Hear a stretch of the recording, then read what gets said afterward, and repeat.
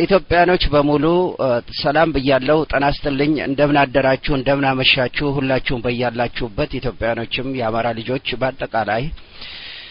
በነገራችን ላይ ይሄ ፕሮግራም በዩስትሪም ይተላለፋል።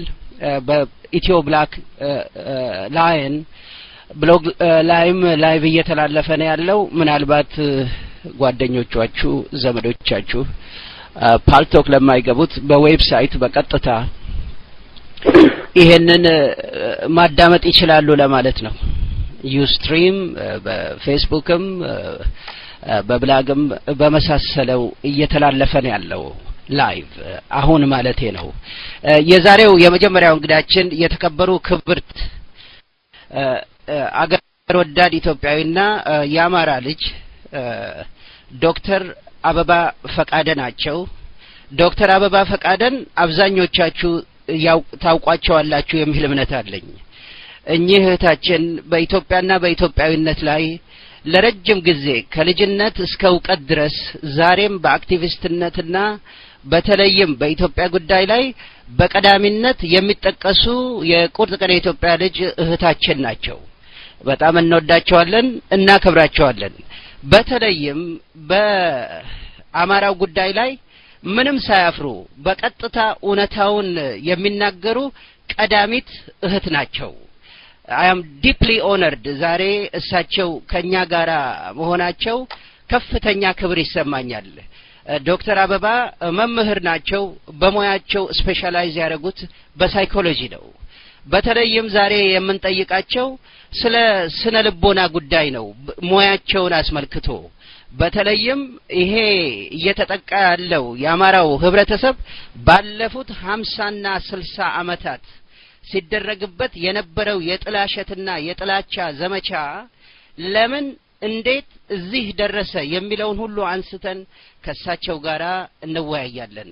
የተከበሩ ክብርት ዶክተር አበባ ፈቃደ ጊዜውን ወስደው በለተሰንበት አማራ ዩኒየን ሞረሽ ኢትዮጵያ ኢንፎርሜሽን ሴንተር ከወገኖቹ ጋር በመላው ዓለም ለሚገኙ ኢትዮጵያኖችና በተለይም ለአማራ ልጆች ያሉትን የተለመደ ትምህርቱን ሊሰጡን ስለመጡ የከበረ ሰላምታዬን በራሴ ስምና በአድማጮቻችን እንዲሁም በአማራ ዩኒየን ሞረሽ ኢትዮጵያ ኢንፎርሜሽን ሴንተር ውስጥ ባሉ አድሚኖች እንኳን ደህና መጡ እላለሁ።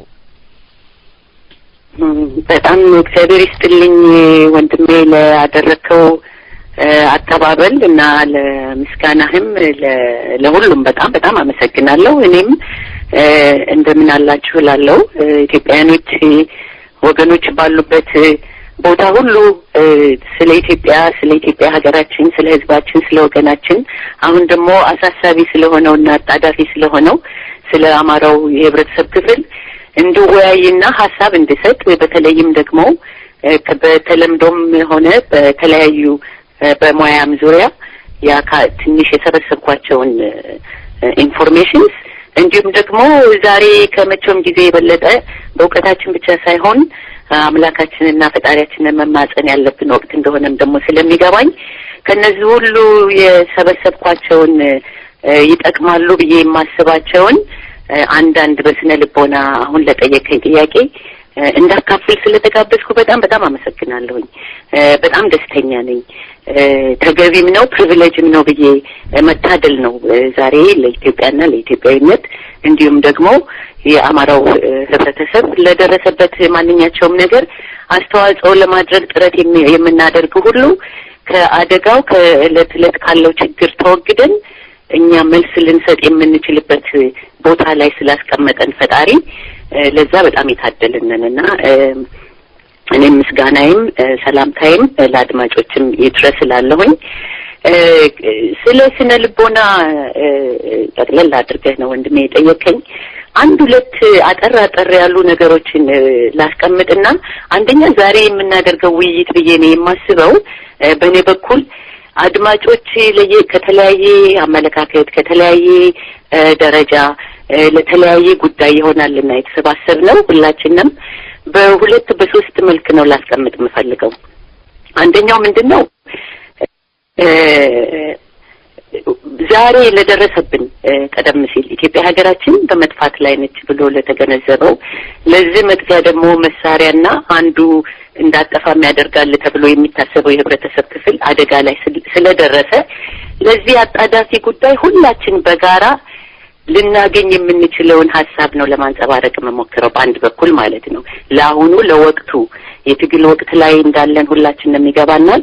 አሰባሰባችንም ከዛ ከትግል አንጻር ነውና የማቀርባቸው ሐሳቦች በአንድ ወገኑ ይሄንን ለዚህ ለሁላችንም የሚሆን ግንዛቤ ይሰጣሉ ብዬ ተስፋ አደርጋለሁ። ሌላው ሁለት አመለካከቶች እንግዲህ ይሄን የማደርገው ምንድነው ከወዲሁ ይቅርታ ለመጠየቅ ነው። አንዳንድ ሐሳብ የአማራውን ሳይኮሎጂ ወይም ስነ አእምሮና ስነ ልቦና በተመለከተ ብዙዎቹን የተመለከትኳቸው በጥናትም በምርምርም የተመለከትኳቸው አንዳንዶቹ ጽንሰ ሐሳቦች በእንግሊዝኛ ወይም በእንግሊዝኛ ቃላት ልጠቀምባቸው በስህተት እችላለሁና ከወዲሁ አንድ እሱን ለማሳወቅ ነው። ያንንም የማደርግበት ሁለት ሌሎች አድማጮች ይኖራሉ ብዬ ከአድማጩ ውስጥ ማለቴ ነው ልደርሰው የምፈልገው የህብረተሰብ ክፍል ትምህርት ላይ ያሉ ወጣቶች ካሉ በኢትዮጵያ ጉዳይ ላይ የሚያስቡ ልጆች ካሉ ከነዚህ ከምናገራቸው ነገሮች ድፍን የሆኑና ለጥያቄና ለወደፊት ለምርምር የሚረዳቸውን ጽንሰ ሐሳብም እወረውራለሁ ማለት ነው። ሌላው ሶስተኛው ክፍል በተለይ ለዚህ ችግር ለኢትዮጵያም ሆነ ለአማራው ችግርም ላይ እንዲወድቅ ሆነ ለወደፊትም ደግሞ ከችግሩ እንዲወጣ ከፍተኛ አስተዋጽኦ ሊያደርግ የሚችለው የህብረተሰብ ክፍል አንድ የተማረ የህብረተሰብ ክፍል ሲኖር ነው። የተማረ የህብረተሰብ ክፍል ስላለ አለ ተብሎ ስለሚገመት ሌሎቹንም ሐሳቦች የማወረወራቸው ወይም ደግሞ እንዲሁ በጥቅሉ የማስቀምጣቸው ሐሳቦች ያን የህብረተሰብ ክፍል ኢትዮጵያ የተባለው ምሁር የተባለው አዋቂ የተባለውን የህብረተሰብ ክፍል እንዲኮረኩረውና እንደ ቻሌንጅም እንዲመራመርበት እንዲጠይቅ እስካሁን ድረስ የነበረውን አመለካከቱን ወደ ኋላ ተመልሶ እንዲመለከት የሚያደርግ አካሄድ ነው ለማለት ነው እና በእነዚህ በሶስት ዙሪያዎች ነው የማስቀምጠው። ምናልባት ወደፊት በሌላ አጋጣሚ ነገሮችን ዘርዘር አድርጌ ላቀርብ እችል ይሆናል። ዛሬ ከተመለከትኳቸው ለስነ ልቦናው የአንድ ህብረተሰብ አንድ ህዝብ ቀላል ህዝብ አይደለም የምናወራው ትንሽ ቡድን ማለታችን አይደለም፣ ጎሳም ነገድም ምንም ማለታችን ሳይሆን በጣም ሰፊ ኮምፕሌክስ የሆነ የረቀቀና ለብዙ ሺህ ዓመታት ራሱን በተለያየ መልክ ኢቮልቭ ሲያደርግ ራሱን ሲያጠራና እዚህ ደረጃ ደረሰ የተባለውን የአማራውን ህብረተሰብ ስነ ልቦና ለመናገር ሰፊ ህብረተሰብ ነው፣ የረቀቀ ህብረተሰብ ነው። እንዲሁ በእንደዚህ አይነት ውይይት የሚነካ አይደለም። ሆኖም ግን ለዚህ ለስነ ልቦናው ወይም ስነ አእምሮ ሁለቱም ኢትዮጵያዊ አመለካከቶች ናቸው። ይሄም ራሱ ከሌሎች ሳይኮሎጂስ ይለየዋል። ስነ ልቦና የሚባለው አስተሳሰብ ዩኒክሊ ኢትዮጵያዊ ነው። ያው የአማራው ቶፕ ጋር የተያያዘ ነው። ግን ለነዚህ መሰረት ዛሬ አእምሮ እንዴት ነው፣ ስነ ልቦናው እንዴት ነው ለሚለው የስነ ልቦናው መሰረት ምን አይነት ርዕዮት ነው የነበረው? ምንድነው ፍልስፍናው? የአማራ ህዝብ በምን ላይ የተመሰረተ ነው ለሚሉት ሁለት ሶስት አንድ ለውይይታችን ለወደፊቱ ለምርምርም ለጥናትም እንድንመለከትና ከድክመቱ ጋር ጎን ጋራ ሊሄዱ የሚችሉ የምላቸውን ሐሳቦች ነው የማመላክተው። አንደኛው የታወቀውና በአፍሪካኖችንም ሌሎችንም ከማጥናት እንዲሁም ደግሞ የአማራውን ቶት እና ቢሄቪየር በሚል በተደረጉ ጥናቶችም ሌሎችም ከአሁን በፊት እናንተ ወንድሞቼ እዚህ ቤት ካቀረባቸዋቸው እንግዳዎችን ብንነሳ እንደነ ንብረእድ ኤርሚያስ አይነት የአማራው አንደኛው ልዩ የማንነትና የምንነቱ መሰረቱ መንፈሳዊነቱ ነው። ይሄ በሌሎችም እንግዲህ የአማርኛችን አጠቃቀም ላይለመድ ይችላል። መንፈሳዊነት ስፒሪቹዋል መሆኑ ምን ማለት ነው? ይሄ አንድ ህዝብ ራሱን ማንነኝ ምንድነኝ ብሎ ለመግለጽ በሚሞክርበት ጊዜ ህልውናውን እንደ ሰው ኢቮልቭ ሲያደርግ ከአምላኩ ተለይቶ እንደ ሰው በሚኖርበት ጊዜ ማንነኝ እኔ የሚለውን ጥያቄ ይመልሳል። ለነዚህ በሚሰጣቸው ጥያቄዎች ለሚሰጣቸው መልሶች ዓለምን የሚያይበትን እይታ ኋላ እነዚህ ዓለም እይታዎቹ ናቸው ለስነ ልቦናው፣ ለምግባሩ፣ ለባህሉ፣ ለተለያዩ ነገሮች አሁን ላለንበት ፖለቲካ ሁሉ መሰረት የሚጥሉትና አንዱ ትልቁ መሰረቱ ምሰሶው ባህሪውን መግለጫው መንፈሳዊነቱ ነው። ይሄ ማለት ምንድነው? ብዙ ሰዎች ሁሉም ሰው መንፈሳዊ ሊሆን ይችላል። ምንድነው ግን የበለጠ ልዩ መጠሪያውና ልዩ የማንነቱ መገለጫ የሚያደርገው መንፈሳዊ ህይወቱ የሚለው እንደምታውቁት ባለታሪኮች እና የታሪክ ምሁራን ይህን በበለጠ ሊያብራሩ ይችላሉ። ከኢትዮጵያዊነትና ከኢትዮጵያ ፐርስፔክቲቭ ኢትዮጵያን ማዕከል አድርገው ከሚመለከቱ ሂስቶሪያን ማለት ነው። ለዓለም ታላላቅ ሃይማኖት ካበረከተችው እንግዲህ የመንፈሳዊነት ውጤት ምንድነው? እኔ ማን ነኝ ለሚለው እንደ አራዊት ወይም እንደ አውሬ እንደ አውሬ ወይም እንደ አህዛብ አይነት አኗኗር ሳይሆን ራሱን ለመጀመሪያ ጊዜ ትርጉም ሲሰጥ እኔ በልቦና ውስጥ ፈጣሪ አለኝ፣ የፈጠረኝ ኃይል አለ፣ ከኔ በላይ ሃየር ፎርስ ከኔ በላይ የረቀቀ ነገር አለ። ምክንያቱም እኔ ረቂቅ ነኝ፣ እንዲሁ በደመ ነፍሴ የሚሄድ አይደለሁም። ይህንን እነ ንብረእድ ኤርምያስም ሌሎችም ኢትዮጵያውያን ሊቃውንት ያስቀምጡታል። በህገ ልቦና ይተዳደር የነበረው ኢትዮጵያዊ ማለት ነው። በህገ ልቦና እንዲሁ ዝም ብሎ ሳይሆን እንደ እንስሳ የሚመራው በውስጡ በልቦናው ውስጥ ዕውቀት አድሮ ያንን በውስጡ ያደረውን ህገ ልቦና የመኖሪያ አብሮ ራሱን የመተርጎሚያ ራሱን ከፈጣሪው ጋር ራሱን ከአካባቢው ጋር የሚተረጉምበት ዋና መስእንትኑ ሆነ ማለት ነው። ይሄ እንግዲህ መንፈሳዊነት ዋና ሆኖ ስላገኘው ነው ስፒሪቹዋል ባህሪው። ይህ ደግሞ ራሱንና ፈጣሪውን ብቻ ሳይሆን በአካባቢው የሰው ልጅ እየበዛና እየተባዛ አማራውም ኢትዮጵያዊ ኋላ አማራው የሆነው ኢትዮጵያዊ ነው በሙሉና ያ ህብረተሰብ ኢቮልቭ እያደረገ በሚመጣበት ጊዜ እንደምታውቁት አሁንም የሰለጠነ በመሆኑ ሃይማኖቶችን ፈጠረ። የመጀመሪያውን ጁዲዝም ብለን ዛሬ ለሌሎች የተሰጠው ሃይማኖት ኢትዮጵያውያኖች ናቸው የፈጠሩት። ከዛም ቀጥለው ይህንን የፈጠሩት ምንድነው? አሁን በህገ ልቦና ብቻ ሳይሆን በህገ ኦሪት በህግጋት ሰው ከሰው ጋር ሲኖር ከአምላኩ በተቀበለው ህግ መሰረት የሚተዳደርበት መኖር አለበት ብሎ ስላመነ ነው ማለት ነው። ያ ህዝብ በዛ ስልጣኔ በሚቀየርበት ጊዜ ኢቮልቭ ሲያደርግ ህገ ኦሪትን ወይም በህግና ኦሪታዊ ህግን መተዳደር፣ ለምታጠፋው ጥፋት ይሄ አለ፣ ለምታደርገው ነገር ይሄ ይከፈልሃል፣ በዚህ መንገድ ካልሄድክ ይሄ ዋጋ አለው። እነዚህ እንግዲህ ኢትዮጵያን የስፒሪቹዋል የመንፈሳዊ ጥንካሬዋ ለወደፊት ኋላ እነ ሙሴም ሆነ ሌሎች ለሃይማኖታዊ ህግጋት ብቻ ሳይሆን ለሰው ልጅ ለመንግስት አወቃቀር፣ ለስራ አመዳደብ፣ ለተለያዩ ነገሮችን አገርን በመመስረት ደረጃ መሰረት የተጣሉባቸው ዘመኖች ናቸው ማለት ነው። ዕውቀት ነው ማለት ነውና ይሄ ያ ህዝብ ካሁን በፊት እንዳልኩት እንደነ ንብረእድ ኤርምያስ አስቀምጠውታል። ይሄንን እያወቀ ኢቮልቭ ያደረገው በዚህ ዕውቀት ተመስርቶ ራሱን እየቀየረ የመጣው ከህገ ኦሪት አልፎ በህገ ወንጌልነት መተዳደርን አመጣ። ይሄ በህገ ወንጌልነት በሚተዳደርበት ጊዜ አሁንም ራሱን ከፈጣሪው ጋር ብቻ ሳይሆን የሚገናኝበትን ብቻ ሳይሆን በህግጋትን ብቻ ሳይሆን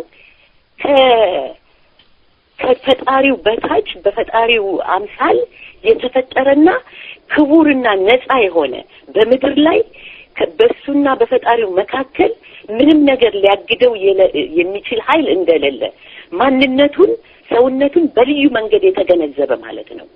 በህገ ወንጌል ኋላ ክርስትና የምንለው ማለት ነው። በህገ ወንጌል መተዳደር የጀመረው ነፃ ህዝብ ነኝ።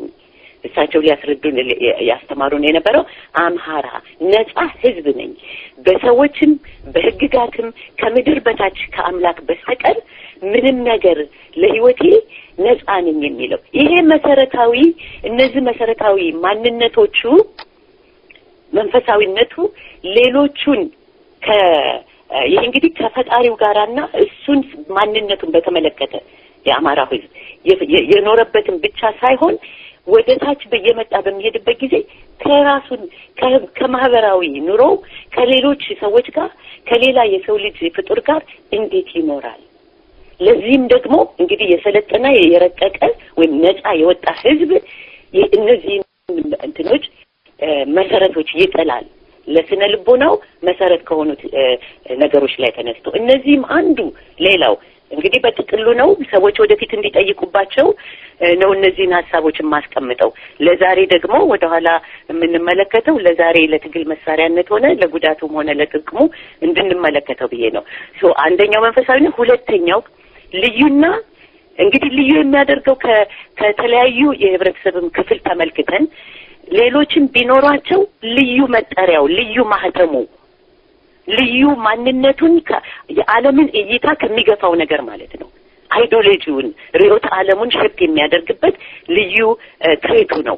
ይሄም ማህበራዊነቱ ነው። አብሮነቱ፣ ማህበራዊነቱ ኮሌክቲቭ የሆነ በጣም ሰፊ የሆነ አድማስ ያለው ዲዛይሩ ዲፕ ዋይርድ የሆነው ይላሉ በባዮሎጂካል ስንመለከተው ሶፍትሊ ዋይርድ ሆኗል። ኢቭን በጂኑ ከሌላ ጋር መኖር አብሮነትን የጋርዮሽንና ኮሌክቲቭ የሆነ ማንነትን ውስጡ አለበት። ይህ መሰረታዊ የማንነቱ ልክ እንደ መንፈሳዊነቱ ማለት ነው። ከዛም የተዘረፈ ነው ነገሩ፣ ከዛም እየተያያዘ የመጣ ነው። ሆኖም ይህንን እንድንመለከተው የምፈልገው ከአምላኩ ጋር ካለው ብቻ ሳይሆን ሰው ከሰው ጋራ፣ አማራው ከአማራው ጋራ፣ አማራው ከሌላው ህዝብ ጋራ፣ አማራው ከዓለም ጋራ፣ አማራው እይታው በአጠቃላይ ከምን ላይ ተመርኩዞ ነው? ከምን ላይ ነው የሚያነጣጥረው? ሴንተሩ፣ ፐርስፔክቲቭ፣ መመልከቻው፣ መነጸሩ ግላዊነት ነው? ማህበራዊነት ነው? ጎሳዊነት ነው? ጋርዮሽነት ነው? አብሮነት ነው? አብሮነት ልክ እንደ ተፈጥሮ ኒዱ የሚያስፈልገውና ባህሪው ያደረገው ነው ማለት ነው። እነዚህን ደግሞ በተለያዩ መገለጫዎቹ እንመለከታለን። ሁሉን አቀፍ መሆኑ ከራስ ወደ ውጭ የሚመለከት ነው። አድማሱ ሰፊ ነው እና ለነዚህ ለአድማሱ ሰፊነት የሚተዳደርባቸው ባህሪያትን ዴቨሎፕ አድርጓል። ጽንሰ ሀሳቦችን እነዚህ ለምሳሌ ይሉኝታ፣ ውለታ፣ ህግን ማክበር እንደዚህ የመሳሰሉት ከዚህ ማህበራዊነትን ስለሚፈልግና ማንነቱ የሚተረጎመው ከሌላ ጋር አብሮ በመኖሩ ነው፣ በብቸኝነቱ አይደለም። ይሄ በጣም መሰረታዊ የሆነ ነገር ነው ለአማራና ለአማራ ስነ ልቦና መዳበር። ይሉኝታ ማለት ምንድን ነው? ይሄ ከመሰረቱ ሃይማኖት፣ መሰረቱ መንፈሳዊነት የሆነ ህዝብ ከራሱ በላይ ሌሎችን አክብሮት ይሰጣል። ስለዚህ ሌላው ምን ይላል፣ ሌላው ምን ያስባል፣ ሌላው ምን ይሰማዋል እና ቅድም እንዳልኩት ለጥናትና ለምርምር ከተጠቀምኩባቸው እንትኖች በእንግሊዝኛ ሃይትንድ የሆነ ኮሚዩናል ኤንድ ኮሌክቲቭ ሴንሲቲቪቲ ያለው ፎር ዘ ኮንሰርን ኤንድ ፊሊንግ ኦፍ አደርስ ነው። በጣም ሀይሊ የሰለጠነና ዲቨሎፕ ያደረገ ቫልዩ ነው፣ ማንነት ነው። ሌሎች ሰዎች፣ ሌሎች አካባቢዎች፣ ጎረቤቶች፣ ሌሎች ሰዎች ምን ይላሉ፣ ይሄን ብናገር፣ ይሄን ባደርግ፣ ይሄን ብሰጥ፣ በዚህ ብኖር እና ሃይ ኮንሲደሬሽን ከሌሎች ህዝቦች ጋራ ተወዳድሮ ሲመለከቱት በዚህ በውጭ ሳይንስ ዚኖፎቢያ እና ዚኖፊሊክ ይባላሉ። ሰው የሚፈሩ ማለት ነው፣ የሚሸሹ። ኢትዮጵያኖች በአጠቃላይ በተለይ አማራው ዚኖፊሊክ ነው። አዘርስን ይወዳል፣ ሌሎችን ይወዳል። ባይስ ኔቸር የሚፋፋው ማንነቱ ምንነቱ የሚታወቀው ኢንክሉሲቭ በመሆኑ ነው። እና ይሄንን የሚገልጽበት እንግዲህ ይሉኝታ፣ ውለታ፣ ዋጋ። ውለታ ማለት እንግዲህ ፍርድን ይጠይቃል ላደረገለት። እነዚህን እናንተ ስለማታውቋቸው አይደለም የማነሳቸው፣ ብዙ ኢትዮጵያዊ የሚያውቀው ነው። እነዚህ ግን ለጥፋታችንም ለትልቅነታችንም ለትንሽነታችን ለማነሳችንም for the fall of the Amara people ትልቁ አስተዋጽኦ የራሱ ማንነት ነው። እና ምንድነው የሚባለው ሁለት ኤጅ ያለው ሰይፍ አለ አይደለም? በሁለቱም ስለት አለው። ታላቅነታችን ለጉዳታችንና ዛሬ ለመውደቅም አድርሶናል ብዬ የምንመለከታቸው እንደገና ወደፊት እንድናስባቸው የምፈልጋቸው ባህሪያት ስለሆኑ ነው እነዚህን ማነሳላችሁ። ይሉኝታ፣ ውለታ በትክክለኛው ቦታና በትክክለኛው ጊዜ በትክክለኛው ዘመን የሚቀበለውና አብሮት ይሄንን የሚሳተፈው ህብረተሰብ የሚመጥነው ሲሆን እነዚህ የእድገትና የትልቅነት ምልክት ነው። የስልጣኔ ያ ነጻ ህዝብ የሚባለው ምክንያቱም ነጻ ህዝብ ስለማይፈራ ለሌሎች ቅድሚያ ቢሰጥ ፍራቻ የለውም። ሌሎችን አሁን በሌሎች ሀገሮች የምንመለከተው የስነ ልቦና የአውሮፓውያኖችም የምን ካላቸው ከማጣት ከማነስ ከመፍራት ነው ሌሎችን ኢንቬድ የሚያደርጉት። የአማራው የውስጥ ዲፕ ዲዛይሩ ለሌላው ማድረግ ነው። ይሄ ሌሎች ጉዳቶችን አመጣል ያመጣል።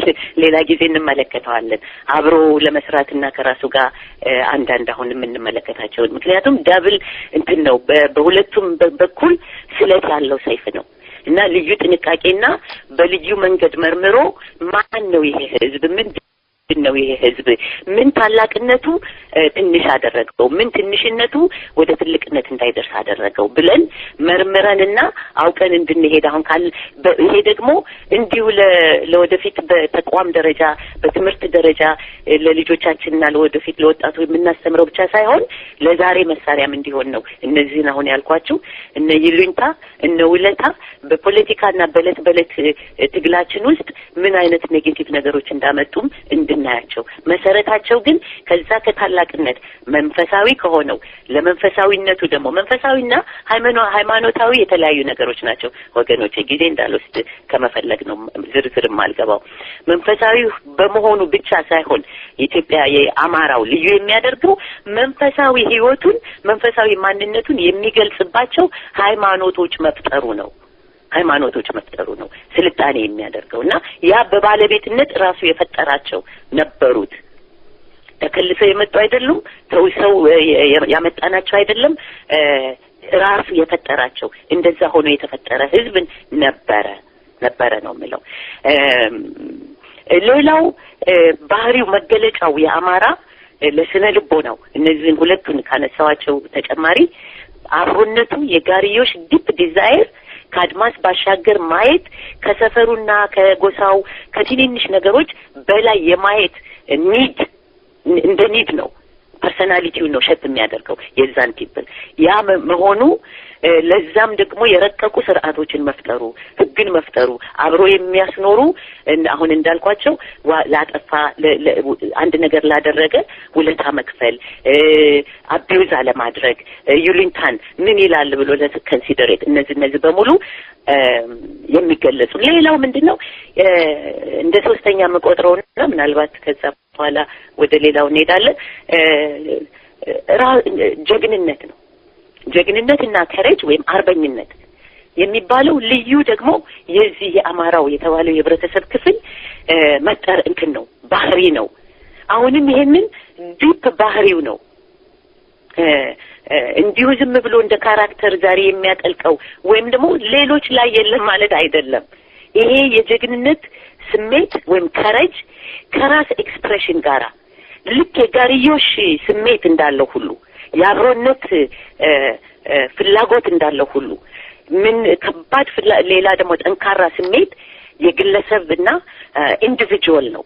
ኢንዲቪጁዋልነቱን የሚገልጽባቸው ከቋንቋው ከኦራሊቲው ከኤክስፕሬሽኑ ልጆች ሆነን ከልጅነት ጀምሮ ዲቤት እንዲያደርግ በተለያየ የአማራ ቤተሰብ ውስጥ የሚደረጉ ናቸው።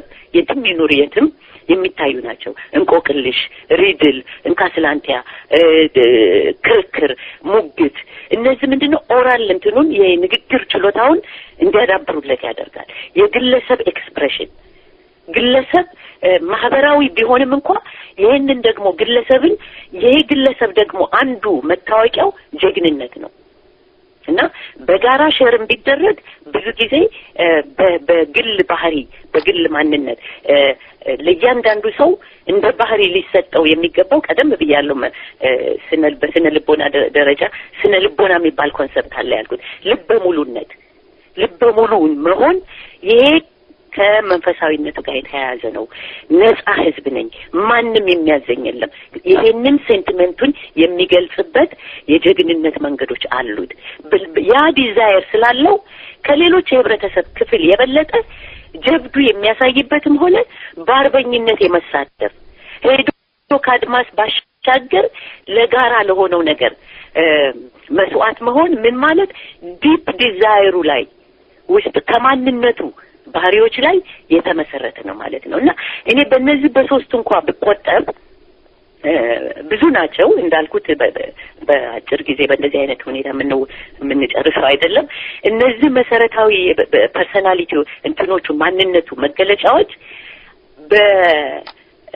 ለረጅም ጊዜ ብዙ አባቶች እንዳስተማሩ ለረጅም ጊዜ ከህገ ልቦና እስከ ህገ ወንጌል ድረስ ማለትም እኔ አማራ ነኝ፣ እኔ ነጻ ነኝ፣ እኔ በክርስቶስ ነጻ ነኝ ብሎ እንኳ የዛሬ 2000 ዓመት ክርስትናን ከተቀበለበት ጊዜ ጀምሮ አማራ ማለት በዚህ እምነት በዚህ መሰረት ይሄንን የእምነቱን መሰረት ተግባራዊ ያደረገ የሚኖር ይሄንን አጥብቆ በመያዙ በዓለም ላይ ልዩ መለያው እንደሆነ ዥጉርጉር ነው ዥጉርጉርነቱን አይተውም የሚባልበት እነዚህ ሁሉ አላመጣባቸውም። ጥቅሶቹን ምኖቹን በሌላ ጊዜ ልንመለከታቸው እንችላለን።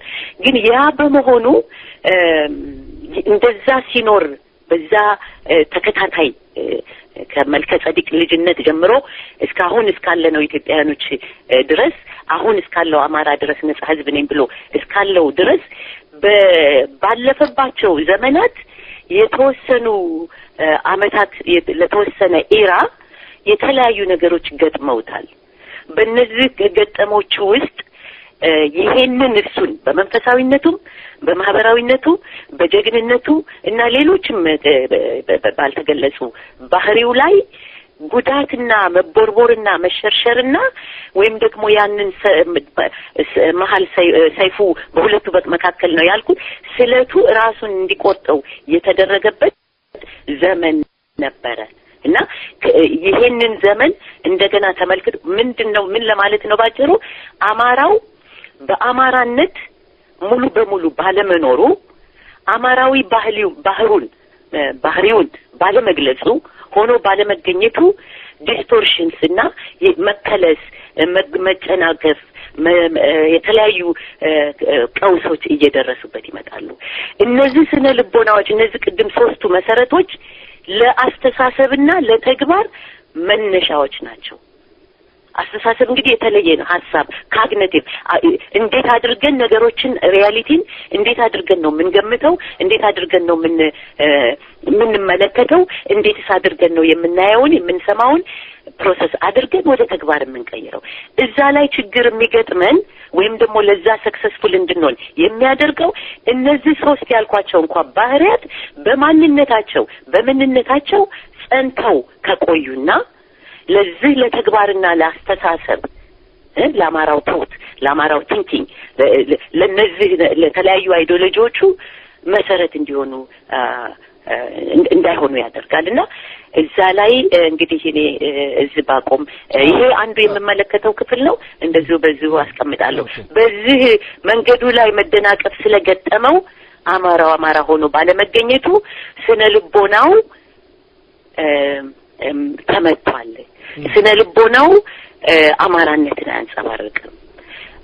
አስተሳሰቡም ስነ ልቦናው ደካማ ስለሆነ ስነ ልቦናው ከተመታ አስተሳሰቡም ይደናቀፋል፣ ብዥታ ይኖረዋል፣ ተበላሸ ይሆናል። ይህ በመሆኑ እና ባጭሩ ከድሮ ከረጅሙ እስከ አሁን ድረስ ያለውን ለማሳየት ነው። ከጊዜም መቆጠብ አንጻር ሰፋ አድርጌ የተናገርኩት። አመሰግናለሁ። መልካም ነው። የተከበሩ ክብርት ዶክተር አበባ ፈቃደ እጅጉን በጣም እናመሰግናለን። በሚገባ ነው እንግዲህ የአማራው ማንነትና የስነ ልቦናውም መሰረትና ማንነት እርሶ ጠቅለል አድርገው ገልጸውታል። የሚቀጥለው ጥያቄ የሚሆነው ከዚሁ ጋራ የተያያዘ ነው።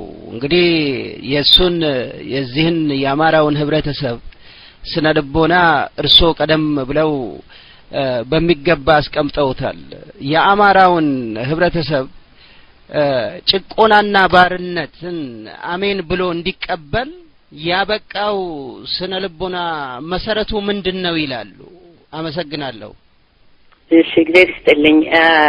አሁን የአሁኑ ጥያቄ እንግዲህ ቀደም ሲል ከጠቀስኳቸው በታሪኩ ውስጥ ማለት ነው በኢትዮጵያ ታሪክ በተለይም ደግሞ በአማራው ታሪክ ላይ ብዙ የተለያዩ የምዕራባውያን ጸሐፊዎችም ሌሎችም ጽፈዋል። ምንድነው ከጻፉት ውስጥ በአፍሪካን ለመቀራጨት ጥረት በሚያደርጉበት ጊዜ እንግዲህ የቅርቡን ነው ማነሳው በሚያደርጉበት ጊዜ ሁላችሁም እንደምታውቁት ኢሮፒያንስ ሲፈልጋቸው በሳይንቲስት ስም አንትሮፖሎጂስት በመሆን ምን በመሆን ወይም ደግሞ በቄስ ስም ሚሽነሪ በመሆን ወደ አፍሪካን ሀገሮች ይገባሉ። በሚገቡበት ጊዜ በተለይ ደግሞ የኢትዮጵያንና ኢትዮጵያዊነትን ከኛ በበለጠ ያውቃሉ። ከኛ በበለጠ በጣም ያውቃሉ። እንዴት ነው የሚያውቁት? በመካከላችን በመኖር ጥናት ያደርጋሉ። አሁን ከ1800 ሚድ 1800 አካባቢ እንኳን ከተጻፉ ጽሁፎች በአማራው፣ በትግሬው፣ በአፋሩ፣ በጉራጌ፣ በአገው፣ በኦሮሞ ወዘተ በመሳሰሉት የህብረተሰብ ክፍሎች ምንድነው ባህሪያቸው? አሁን ልክ እኔ እንዳስቀመጥኩት ቀደም ሲል ይሄንን ነው ያጠኑት። ይሄን በሚያጠኑበት ጊዜ ጥንካሬውንና ደካማ ጎኑን የትኛው የህብረተሰብ ክፍል ዝንባሌው ትረስቱ ምንድነው ባህሪው? አንዱ ያዩት ባህሪ ሰውና ማህበራዊ ኑሮን መውደዱና ሰው መውደዱ ብቻ ሳይሆን የአማራው ህብረተሰብ ለዚህ ለሚወደው ለጋራ ለሆነው ነገር መስዋዕት ለመሆንና ኮሚትመንቱ ፍቅሩን ይመለከታሉ። ይሄ አንዱ ያዩት ነገር ነው። ይሄንን ከተመለከቱ አንድ በዚህ ባህሪው ዙሪያ ሌሎችን ደግሞ ይመለከታሉ። በእነዚህ እኔ አንተና እኔ ልንወራ አንድ ቦታ ብንሄድ ምንድነው ጥንካሬያቸው ምንድነው ድክመታቸው ብለን እናያለን። እነዚህ ኢሮፒያንስ በመጡበት ጊዜ ምንድነው ጥንካሬያችን ምንድነው ድካማችን የሚለውን ለማየት ነው አሁን የጠቀስኩትን። መንፈሳዊነቱን ይመለከታሉ፣ አገር ወዳድነቱን ይመለከታሉ፣ ጀግንነቱን ይመለከታሉ። አገር ወዳድና ጀግንነቱን መመልከታቸው ብቻ ሳይሆን ቅድም እንዳልኩት ጀግንነት እንዲሁ በብሬቪቲ ብቻ ሳይሆን ኤክስፕሬሽን ማለት ነው። ቋንቋውን ዲቨሎፕ ማድረጉ፣ ስነ ጽሁፉ፣ ግጥሙ፣ ቅኔው በጣም እነዚህ ሁሉ ከግዕዝና ከአማርኛ ጋር በተያያዘ በጣም ራሱን ያሳደገ ነው። እነዚህም በሙሉ ይመለከታሉ። የትምህርት የእውቀት ለሌሎች የሚተርፍ ነገር የሚሰጥ የህብረተሰብ ክፍል መሆኑን፣ ለሌሎች ለጋርዮሽ ነገር መስዋዕት ለመሆን በትንንሽ በጎረቤቱ ብቻ ሳይሆን እንደ ምሳሌ ይሄን ልጥቀስና ልለፍ። የአማራ ቤተሰቦች ብዙዎቻችሁ በአማራነት ወይም እንደዛ ተብሎ እንኳን ባይታደግ ድሮ እንዲሁ በየቤታችሁ ማንነታችሁን ታውቃላችሁ። የአማራ እናት ወይም ወላጅ የጎረቤት ልጅን ወይም ደግሞ እንግዳ ቤት ቢመጣ መጀመሪያ ለእንግዳ ነው ቅድሚያ የሚሰጠው ወይም ለሌላው ልጅ ነው ቅድሚያ የሚሰጠው። ልክ እንደዛ ማለት ነው። አካባቢያቸውን መንደራቸውን ሁሉ መስዋዕት አድርገው ለትልቁ መሄድ የሚችሉ ናቸው። ይሄን ይመለከታሉ። ይሄ ለምሳሌ ከትግሬ ባህል ጋር ስትመለከተው የዚህ ተጻራሪ ነው፣ የዚህ ግልባጭ ነው የነሱ እና ይሄንን ስለሚመለከቱ ኢሮፒያንስ መውረር ብንፈልግ ይሄን ህብረተሰብ መያዝ ብንፈልግ ኢትዮጵያ የምትባለዋን ታላቅ አገር ህዝቧ ከመንፈሳዊነቱ የተነሳ አገሪቷን አገረ እግዚአብሔር ብሎ የሚጠራ ህዝቡን ራሱን ፈሪሃ እግዚአብሔር ብሎ የሚጠራ ቤቱን ከፍቶ ለማንም ስትሬንጀር እንግዳ ተቀባይ ብሎ ቢብሊካል እንትኖችን ህግጋቱን ቅድም እንዳልኩት አማራነትን የሚኖር ህዝብ ነበረ። ይሄን በሚመለከቱበት ጊዜ ምንድነው ማድረግ ያለበት? ይሄንን የህብረተሰብ ክፍል እስካልተመታ ድረስ እስካልተያዘ ድረስ የሚፈልጓትን ኢትዮጵያ የሚፈልጓትን አፍሪካ በዛን ጊዜ ሊያገኙ እንደማይችሉ ተገነዘቡ ማለት ነው። ስለዚህ ምንድነው የመጀመሪያው የተመታበት ዘዴ? ሁላችሁ ታውቃላችሁ። ኢትዮጵያ ለብዙ ዘመናት በውጭ ወራሪዎች ይሄንኑ የውስጥ ጥበቧን የውስጥ ምስጢሯን የሚያውቁ ያንን ለመውሰድ ይሄን የተባረከ ሴክሬት ግራውንድ ነው ተብሎ የተባረከ ምድር ነው ተብሎ የሚጠራውን አገር ለመውሰድ ብዙ ጥረት ያደርጉ ነበር። እስከ መጨረሻው እስከ አድዋ ድረስ የተመለከትነው ኢትዮጵያኖች በአንድ ላይ ይሄንን ሲመክቱ ኖሩ። ያ ግን በገሃድ የአካል ጦርነት በሚደረግበት ጊዜ ሌላ ግን የዛኑ ያህል ለ100-200 ዓመት ልዩ ጥናት እየተደረገ ስነ ልቦናው እስካልተመታ ድረስ ማንነቱ እስካልተመታ ድረስ ማንነቱ እስካልተናጋ ድረስ ይሄንን ህብረተሰብ ቅድም እንዳልኩት ነውና ማንነቱ ሊገዛ አይችልም። ኢንዲቪጁዋል ኤክስፕሬሽን ዘሎ መግባት ዘሎ በፎክሮ በጦር ሄዶ መዋጋት በጭራሽ ነፃ ህዝብ ነውና ሞቱንም ጽድቅ አድርጎ ይቆጥረዋልና የምንታገለው አይደለም። ጎን ለጎን ብለው እስከ መጨረሻው የአድዋ ጦርነት ጊዜ ልዩ ጥናት ያካሂዳሉ። በአድዋም እንዳያችሁት የኢትዮጵያ ህዝብ ድል አደረገ በቆራጥነት። ስለዚህ ከዛ በኋላ የተለያዩ ዘዴዎች ናቸው የተቀየሱት። የዓለምም ገጽታዋ እየተቀየረ ዳይሬክት ቅኝ ግዛትም እየተቀየረ ነው፣ ኮሎናይዜሽንም እየገባ የሁለተኛው የጣሊያን ጦርነት እስከሚመጣበት ጊዜ ድረስ በተለያየ መንገድ ኢትዮጵያን የምትቦረቦርበትን ዘዴ ኢሮፒያኖች ሲቀይሱ ኖሩ። ይሄን ማለት ኢትዮጵያኖች በውጭ በጠላት ብቻ አይደለም የአማራው ስነ ልቦና የተመታው። ይሄን ትይዙልኝ ፈልጋለሁ። ሆኖም ግን ይሄን ማሳየትና መያዝ አስፈላጊ ነው ብዬ ስላመንኩ ይሄ ሆነው እንዴት ነው ይሄንን ያደረጉበት መንገድ አሁን እንዳልኩት በጉልበት እገዛለሁ ብሎ ይሄንን ነፃ ህዝብ ምንም ነገር የማያስፈራው የማይመለስ ህዝብ ስለሆነ በሌላ መንገድ ነው መምጣት ያለብን።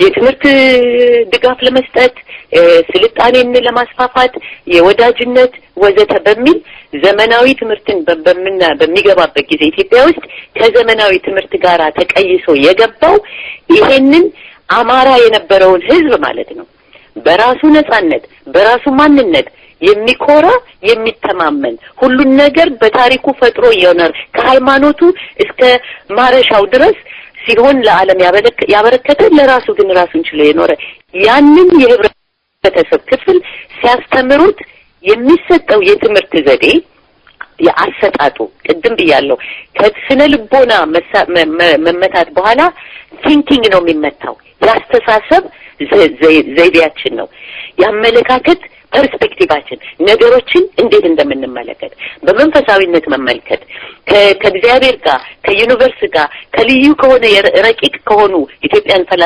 ፈላስፋዎች ካስቀመጡልን ዕውቀት ጋር መገናኘትን እንደ ኋላ ቀርነት እናቶቻችን አባቶቻችን ከሚያደርጓቸው ተግባሮች በቀጥታ እንደ ተጻራሪ የነሱ የኋላ ቀር የኛ የተሻለ የኛ የተሻለ የምንለው እነዚህ ባዕዳን በተለያየ መንገድ ለውሰው ያቀረቡልንን ፓኬጅ ነው።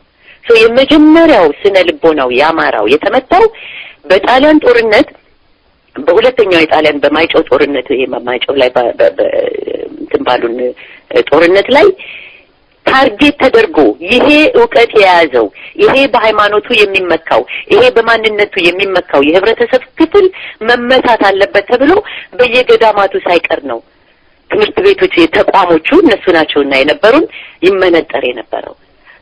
ያን ጊዜ በአካልም እንዲጨረስ ተደርጎ ከዛም በኋላ በዘመናዊ ትምህርት በኩል በሚገባበት ጊዜ ከሌሎች የህብረተሰብ ክፍል ይሄንን እንድትመለከቱት ልጆች ወደፊት የምታጠኑ እንድትመረምሩት ያስፈልጋል። ኢትዮጵያ ውስጥ ከሌሎች የህብረተሰቡ ክፍል በተለየ መንገድ አማራ ነኝ ወይም አማራ ነው ተብሎ በሚታሰበው የህብረተሰብ ክፍል ዘንድ ኢንስቲትዩሽናላይዝድ በሆነ መንገድ በተቋሞች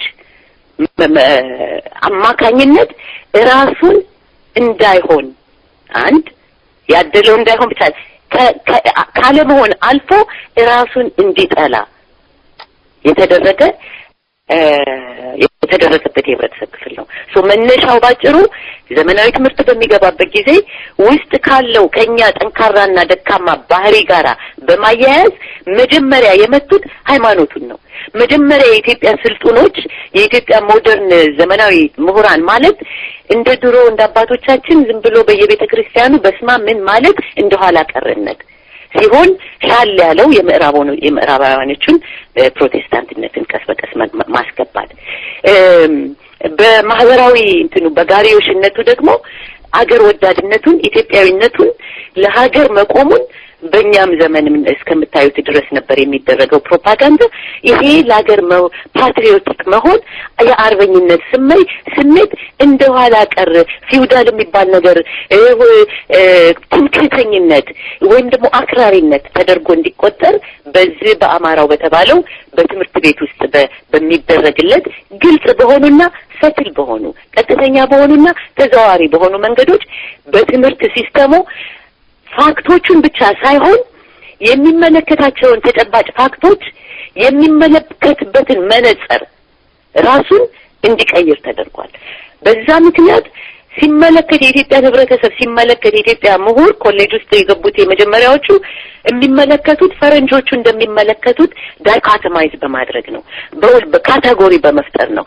ይሄ ጨቋኝ፣ ይሄ ተጨቋኝ፣ ይሄ ምንትስ፣ ይሄ ምናምን፣ ይሄ የኢሮፒያን ቲንኪንግ ነው። ለነሱ ይሰራ ይሆናል። የኛ ህብረተሰብ ግን አማራው በተለይ እንደዚህ የዚህ ባህሪ የለውም። እነዚህን መሰረታዊ ማንነቱን ጀግንነትን እንደ መጥፎነት፣ አገር ወዳድነትን እንደ መጥፎነት በትምህርት ዘዴው በስልጣኔና በሞደርኒቲ በዘመናዊነት አስመስሎ ገባ። ያ ከገባ በኋላ ስነ ልቦናው ያኔ ነው የተመታው። ዛሬ ያንን ስነ ልቦና የተመታው ስነ ልቦና በባህል መልክ እንዲተላለፍ ይደረጋል። ላለፉት 50 ዓመታት እንደ አማራው ባህል እንደ አማራነት ተደርገው የሚደረጉ ነገሮች አሉ። ያ ኦፖዚት ጸባዩን ያልሆነውን እንደሆነ እንድንቀበል የተደረገበት ያን ባህል ፈጠረ፣ ያን አስተሳሰብ ፈጠረ። በዛ አስተሳሰብ መሰረት አክት ማድረግ ጀመረ። በተግባር ነው የተመታው። የምዕራቦቹን በሚቀበልበት ጊዜ ራሱን መሆን ባልቻለበት ጊዜ የምዕራባውያንን ትምህርት መቀበሉ ብቻ ሳይሆን የራሱን ምሰሶ የቆመበትንም አናጋው፣ ጠላው፣ እንዲጠላው ተደረገ። የሚመስል ነገር ሁሉ አንድ ባህሪ ልግለጽና ወደ ጥያቄ ይመለሳለሁ። የአማራ ዘመናዊ ትምህርትን የቀሰሙ ይሄ ደብል ሰይፉ በሁለቱ በኩል እንዴት እንደሚጎዳን በአንድ በኩል ተምረው ሲመጡ ዘመናዊ ሆነው አዲስ አበባ ከተማዎች ተቋቁመው በቢሮክራሲ በምናምን በሚኖርበት ጊዜ አማራ የሚባለው የህብረተሰብ ክፍል በአንድ በኩል ምክንያቱም ከውስጡ ሰፊና አድማሱ ሰፊ የሆነና ጠባብ ከመሬቱ ከዛችሁ ብቻ የተጣበቀ ባለመሆኑ አእምሮ ማለት ነው አእምሮ ነው እና ያ ባለመሆኑ ወደ ወገኑ ወደ አማራ ሩቱ አይመለስም። አዲስ አበባ መጥቶ ከአዲስ አበባ መንዝ ሄዶ ባላገሩን ዘመዱን አይጎበኝም። ይሄ እንደ ስልጣኔም ቆጠረው እንደ ሀፍረትም ይቆጠረው ከነበረውም ከራሱ ባህሪ ጋራ በሄደበት መኖርን የሚያቃልና ማዕከል የሚለው እነዚህን መንፈሳዊነቱን፣ ማህበራዊነቱን፣ ጀግንነቱን ሊያንጸባርቁ የሚችሉ ድሮ የነበረው አይነት የኑሮ ዘዴ ስለሌለ ከሩቱ እየተነቀለ ማለት ነው እና የውጮቹ ተጽዕኖ ብቻ ሳይሆን ህዝብ አማራውን እንደዛፍ ብትመለከተው ከስሩ በሚነቀልበት ጊዜ ከስር የሚያገኘው ከአፈሩ የሚያገኘው ኒውትረንት ስሮቹ ናቸው አይደል? ግንዱንና ቅጠሉ ከዛ ከተነቀለ እየበሰበሰ ነው የሚመጣው እና ላይ ይንጠለጠላል። አሁን በዛ ደረጃ ላይ ነው ያለነው። ከስራችን ተነቅለናልና በባህል ደረጃ የአማራውን የማያንጸባርቅ ነገሮችን ዲቨሎፕ አደረግን። እዚህ ላይ ላቁም። አመሰግናለሁ። በጣም እናመሰግናለን። የተከበሩ ክብርት ዶክተር አበባ ፈቃደ በጣም ነው የምናመሰግነው ለሚሰጡት ትንተናና መሰረታዊ የሆኑትን ጉዳዮች በማንሳቱ። የሚቀጥለው ጥያቄ የሚሆነው ከዚሁ ጋር ተያይዞ የእርሶም ቀደም ብለው የጠቀሷቸውን አስታኮ የአእምሮና የስነ ልቦና ጦርነትን ለመቋቋም ምን ማድረግ ይገባዋል ይላሉ? አመሰግናለሁ። በጣም ከባድ ጥያቄ ነው። ብዙ ነገር ማድረግ ይገባዋል። የስነ ልቦና ጥቃት ደርሶበታል ባለፈው፣ አሁንም በመካሄድ ላይ ነው። ይህንን የስነ ልቦና ጥቃትና ቀውስ ካላቆመ አማራውም ለራሱም አይሆንም፣ ለኢትዮጵያም አይሆንም። ይሄን በደንብ እንድትገነዘቡ ፈልጋለሁ። ይሄን የምልበት ምክንያት አማራው ይሄንን ግንዛቤ ካገኘ ከራሱ ጋር ሪኮኔክት ካደረገ አንዱ ማለት ነው እንደ መፍትሄ ሊቆጠር የሚገባው ሪኮኔክት ካደረገ ያለምንም ችግር የነበረበት ቦታ ራሱን ሊመልስ እንደሚችል የነበረበትን ታሪካዊ ቦታ ሊይዝ እንደሚችል ለኢትዮጵያ ለአጠቃላይ ለኢትዮጵያም ለራሱም የክብር ቦታውን ይይዛል ብዬ ስለማምን ነው ይሄኛውን ጨለማ የሚመስለውን ነጥብ አጉልቼ እንድታዩት የምፈልገው። ከዚህ ካለበት የስነ ልቦና ቅድም እንዳልኩት በታሪካዊ ፕሮሰሱ ከስሩ ከመናጋቱ ከራሱ ሪሶርስ ማጣቱና ከኮኔክትድ ባለመሆኑ ምዕራባውያን ከላይ ተጽዕኖ ከምዕራባውያን ደግሞ አልፎ ተርፎ ያን ሁልጊዜ መቼስ ታውቁታላችሁ እዚህ ቤት ያለው ህዝብ የሚያውቀውና በዛ ንቃት ደረጃ ላይ ያለ ነው። ወደዛ ልመለስም ብዬ ነው። ለዚህ ለጥፋቱ ለስነ ልቦናው ጥቃትና አሁንም በአካልም በማንኛቸውም በታሪክም በአካልም ሊያስጠፋው በሚችል ደረጃ ያደረሱት የውጭ ጠላቶች በገሃድ አይደለም እንደምታውቁት ከመካከላችን ከተፈጠሩት ሰዎች በመነሳት ነው። ከትግሬዎቹን መከታ በማድረግ ነው እና የት ጋር ነው ከዚህ ጥቃት የሚድነው?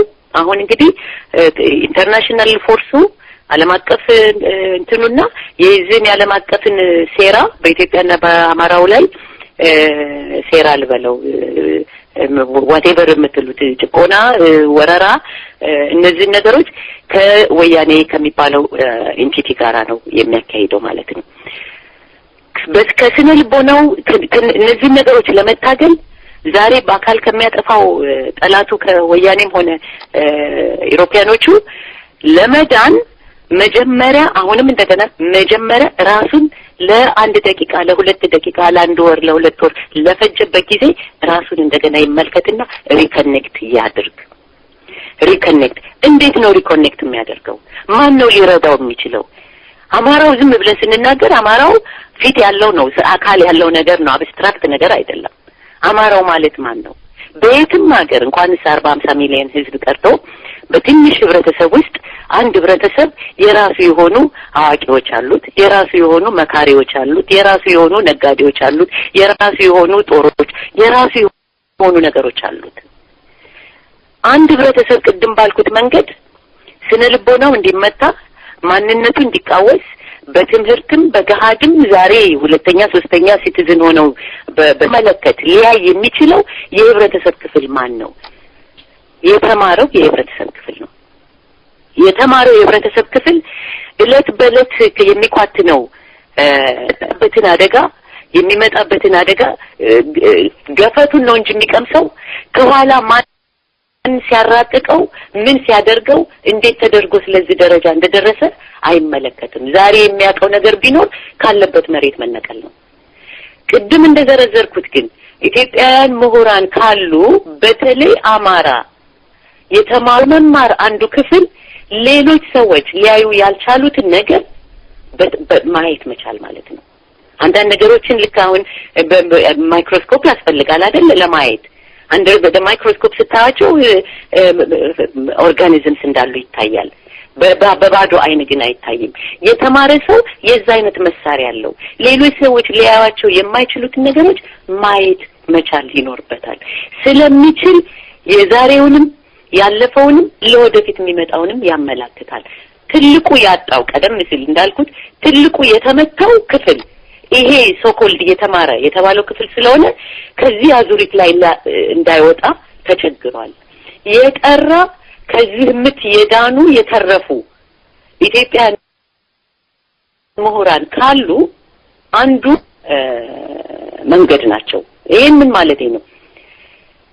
ውሸት ሲነገር እኔ ካሁን በፊት አንድ እናት በሆነ ውይይት ላይ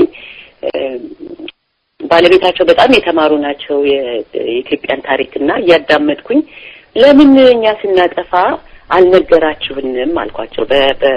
በአብዮቱ ዘመን ይሄን የምታውቁ ከሆነ ለምን እናንተ ዝም አላችሁ? እኛስ ልጆች ነን። በ15 በ16 አመት ወጣቱ ያን በሚያደርግበት ጊዜ ለምን ዝም አላችሁ ስላቸው ምን አሉኝ? እኚህ ሴት የምንሰማው ነገር ማን ነው የሚንቀሳቀሰው ሲባል ተማሪዎች ናቸው። ተማሪዎች ሲባል የተማረ ሰው ያውቃል በሚል ነው እና ተማሪዎች ከሆኑ ምንም አይደል እንል ነበር። የተማረ ሰው ያውቃል ከሚልና ይሄ ትልቁ አለ እየተባለ የሌለንበት ምልክት ነው ለኔ እና የተማረ ይሄን ማድረግ ይገባው ነበር። በጭፍን አይሄድም። ስለዚህ በጭፍን ከተሄደው ነገር ምንድነው? የመጀመሪያው የኢትዮጵያን ተማሪዎች በህብረተሰባቸው ስለ ህብረተሰባቸው ንቃት እና ስለ አካባቢያቸው ማህበራዊ ኑሮ ንቃት ሲኖራቸው የነቁበት ሜተድ የወሰዱት ፓራዳይም ምዕራባውያን የሰጧቸው ስለነበረ ኢትዮጵያኖችን የሚመለከቱት ኢትዮጵያን የሚመለከቱበት አይን በብዥታ መነጽሩ የተበላሸ ነበርና የሚያዩት ሁሉ ይሄ ጨቋኝ ይሄ ተጨቋኝ ይሄ ጭቆናውስ ምንድነው ይሄ የተጨቆነበት ይሄኛው ብሔረሰብ ይሄኛው ቅድም እንዳልኳችሁ ያጠኑት ነገር ስለነበረ ኢትዮጵያን ለመበታተን አማራ ያልሆነውን የህብረተሰብ ክፍል እንግዲህ አማራው ማን ነው ለሚለው አማራነት ኢቮልቭ ያደረገ ከትንሽነት ትልቅነት ከጎሳነት አማራነት ይበልጥብኛል እያለ ኢቮልቭ ያደረገ የህብረተሰብ ክፍል ነው። it's not only በአካል ሰዎች መኖራቸው ሳይሆን ቶትና ፍልስፍናና እንትን ያለው የህብረተሰብ ክፍል ነው። ያንን የሚያክል ህብረተሰብ ክፍል በትምህርት ቤት በተማሩና ጠላት በሰጣቸው ፕሮፓጋንዳ የኢትዮጵያ ችግር የብሔረሰብ ችግር ነው፣ የጎሳ ችግር ነው። ፓራዳይሙን ዓለምን ኢትዮጵያን የሚመለከቱበት መነጽር ይሄ ሆነ። ያ በሚሆንበት ጊዜ ለዚህ ለፈጠሩት የጨቋኝና የተጨቋኝ ፓራዳይም ጨቋኝ መፈለግ አለበት። በእርግጥ ማን ነው መሆን ያለበት? ቀደም ብዬ እንደተወያየ ነው ምዕራባውያን መጥተው ባጠኑበት ጊዜ ለጋሪዮሽና ለማህበራዊ ለትልቅነት ለብሔራዊ ስሜት ራሱን መስዋዕት የሚያደርገው አማራው ነው። ስለዚህ ያንን ህዝብ በዚህ አእምሮውንና ቲንኪንጉን ዲስቶርት በተደረገው የወጣትና ዘመናዊ ክፍል እንደተሳሳተ እንደኋላ ቀርነት እንደ ጨቋኝ ይሄ የህብረተሰብ ክፍል ሌላውን ክፍል ስለጨቆነው ከዚህ ከዘር ከጎሳ ጭቆና ነፃ ካልወጣ ኢትዮጵያ የምትባለውም ምን የሚባለውም የሚለውን የተሳሳተ አስተሳሰብ ያመጣው። ለዚህ ነው ምሁሩ እንደገና ያጠፋውን መመለስ አለበት። ስህተት ውስጥ ውሸትን ፐርፔቹዌት ስናደርግ የተማረ ሰው መጠየቅ ነበረበት። የት ጋር ምን ጋር አሳየኝ፣ በምን መንገዱ የቱ ነው አማራ፣ የቱ አማራ ነው፣ የቱን የጨቆነው? ይሄንን ባለማለቱ ውሸትን ተቀብሎ ውሸቱን ኢንተርናላይዝ አደረገው። ውሸቱ የሱ እውነት ሆነ። ሌሎች የፈጠሩት ውሸት የአማራው እውነት ሆነ። ያ የአማራ እውነት ብሎ የተቀበለው አማራ ጨቋኝ ነው። ከዛ አልፎ ተርፎ አሁን በባህል ደረጃ በቀን ተቀን ኮሚኒኬሽናችን እንትናችን ንግግራችን ውስጥ አማራ ክፉ ነው፣ አማራ ምቀኛ ነው፣ አማራ እንደዚህ ነው፣ አማራ ፈሪ ነው፣ አማራ ሆዳም ነው። እነዚህ ሁሉ ከየት መጡ? ራሱ ጋር አጣሉት። ያንን እየሆነ መጣ ነው የሚለውን እየሆነ መጣ። ስለዚህ ለመመለስ የአማራ ህዝብ ነጻነት የኢትዮጵያ ህዝብ ነጻነት እኔ እምነቴ በህዝቡ ነው። ይሄን አውቃለሁ። ህዝብ ግን የሚመራው የሚያመላክተው ያስፈልጋል። እስካሁን ህዝቡ የተመራው በሐሰት በውሸት ነው። የመጀመሪያው ክለሳ ማድረግ ያለበት ኢትዮጵያዊ አማራንን የሚል ምሁር እስከዛሬ ድረስ ያደረገውን እኔ ቦታውም ጊዜውም አይፈቅድም አሁን ላለንበት ሌሎች እንግዶች አሏችሁ እኔም ብዙም አልቆይም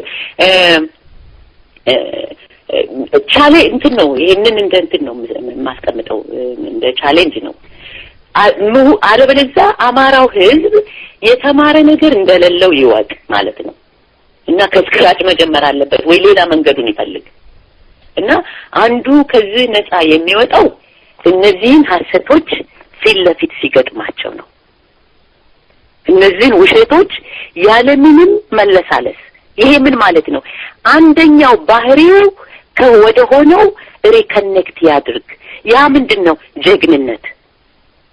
ጀግንነት ማለት በጦር ሜዳ ብቻ አይደለም ጀግንነት በሐሳብ በራሴ አስተሳሰብ ዛሬ ሰዎች ቢቀበሉት ባይቀበሉትም የእውነትን ተናግሮ መሸበት ማደር ይሄ ነበር ጀግንነት ዛሬ ኢትዮጵያ ምሁራን መሸበት ማደር አይሉም ኖ በየአካዳሚው የሚጠየቁባቸው ነገሮች አሉ በየኢንስቲትዩሽኑ የሚጠየቅባቸው ነገር አሉ ስለዚህ ለዛ ውሸት ኮምፕሮማይዝ ያደርጋሉ ሌላ የሚከፍሉት በገሃድ ለእንደነዚህ አይነት አደሮች ባይሆኑም እንኳን ውሸቱ ኢንተርናላይዝድ ስለሆነ ጀግንነታቸው ስለተመታ በጀግንነት ቦታ ምንድነው የሚተካው?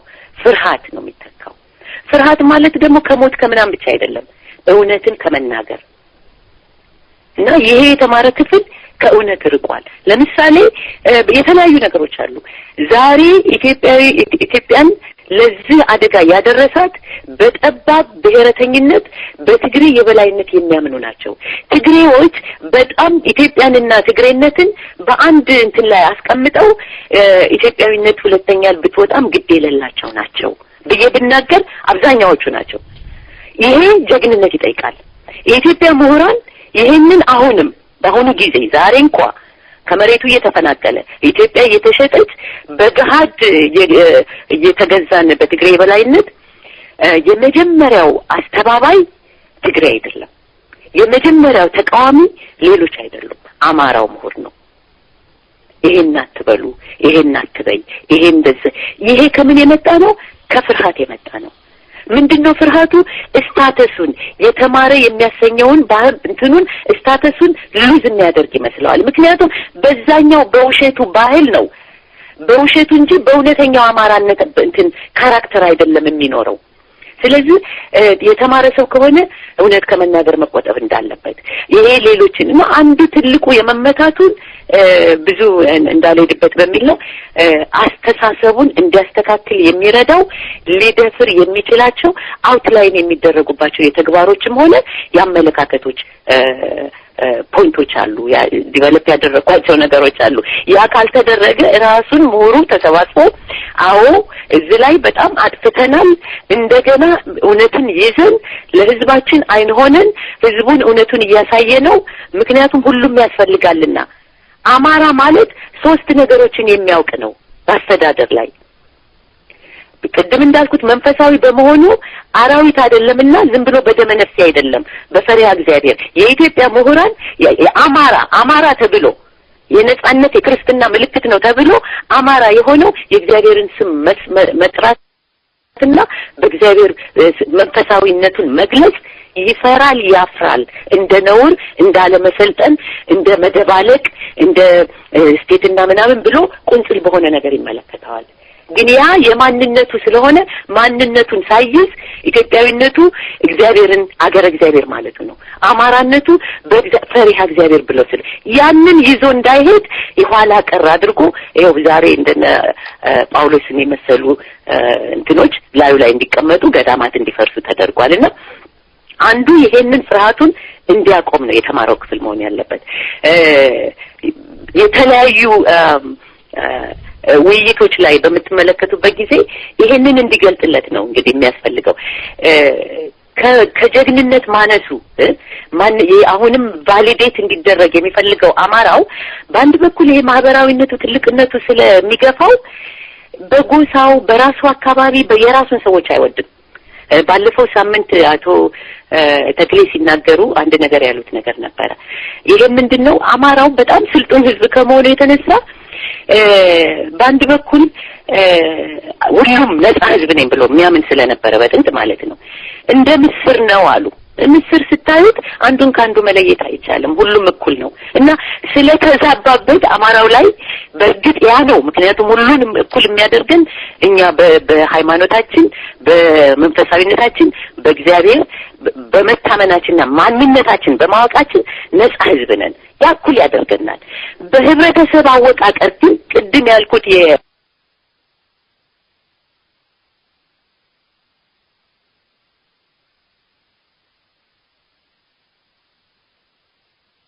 ምዕራባውያን የመጡት ይሄ ሃይራርኪ የለንም፣ ይሄ ሲስተም የለንም። ሁሉም አንድ ነው፣ ሁሉም እኩል ነው። አማራው ድሮ ሁሉ እኩል እንዳይሆን ጎበዙን ከአንዱ ጋራ ወይ በጅራፍ ወይ በትግል ወይ በጉክስ ወይ በምናምን አጋጥሞ ነው። ዛሬ ያ ነገር የለንም። ባለመኖሩ ትልቅ አደጋ እንትን ያለው ለይተን እንኳን ይሄ ይመራናል የምንለው የሐሳብ ሊመራ የሚችል አለመኖሩ ነውና ያ አንዱ ትልቁ ችግራችን ነውና በመካከላችን እርስ በርሳችን እንዳንደማመጥ። ምክንያቱም አማራው ከቤተሰቡ ባሻገር ማየት ይችላል። ዛሬ ያ ባህሪ መጥፎ በመሆኑ አማሮች በአማሮች መካከል መፍትሄ እንፈልጋለን ብለው ትኩረት አያደርጉም። አማሮች ይቀላቸዋል በአሁኑ ጊዜ። አሁን ምናልባት እንቀየር ይሆናል፣ እግዚአብሔር ይርዳን። አማሮች ለችግራቸው ኢዚየር ከትግሬ መልስ ቢያገኙ፣ ከትግሬ አፕሮቫል ቢያገኙ ወይም ከሌሎች ቢያገኙ፣ ይህን በደፈናው ነው የምተወው። ወደፊት ራሳችሁ በተጨባጭ ትመለከቱታላችሁ።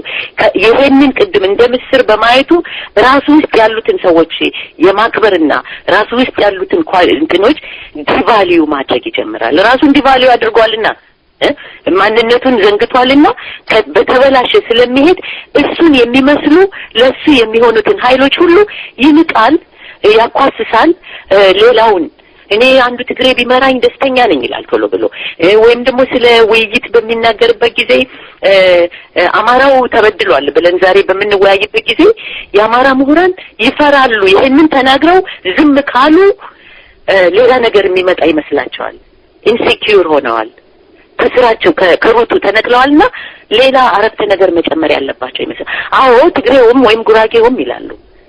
ይሄ ሌላ አይደለም ለማለት አንድን ጥናት አንድን ነገር እንደ ምሁር በምትመለከትበት ጊዜ ያ ስለዛ ቀጥ ብለን መናገር ያስፈልጋል። ቀጥ ብለን መናገር አለብን። እና ዛሬ ያን እንዳንሆን የሚያደርገው ከዚህ ከስነ ልቦናው የምንወጣው አማራው ዛሬ እንዳለ በህዝብ ደረጃ ጥሪ እንዲደረግለት እንዲነሳ ራሱን እንዲጠብቅ እስከዛሬ የተነገረው ውሸት መሆኑን የሚያስተምሩ ራሳቸውን እንደገና የከለሱ ራሳቸውን ተመልክተው ሪፍሌክት አድርገው በተሳሳተ መንገድ ነው ስንሄድ የነበረው።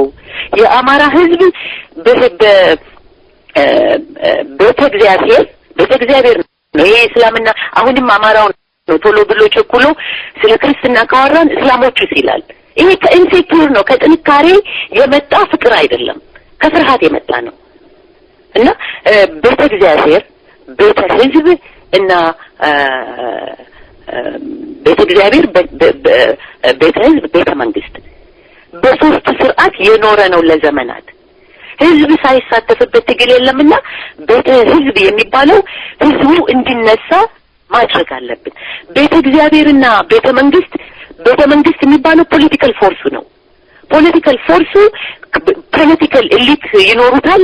ሐሳብ በትክክል እንዲቀጥ ብሎ እንዲቆም እስከዛሬ የሄድክበት ትክክል አይደለም፣ ፈርተሃል። እና እነዚህን ሶስቱን መዋቅሮች ማለት ነው በሶስቱም መንገድ የሚጓዙ ኢትዮጵያኖች በቤተ እግዚአብሔር በኩል የሚሄዱ ኢትዮጵያኖች እግዚአብሔር ኢትዮጵያኖችንም ሲፈጥር በተለይም አማራውን ምክንያቱም አማራ ነኝ ያለው የኢትዮጵያ የህብረተሰብ ክፍል ራሱን ነጻ ህዝብ ነኝ ከፈጣሪ በታች ማንም የለብኝም ያለ ነው።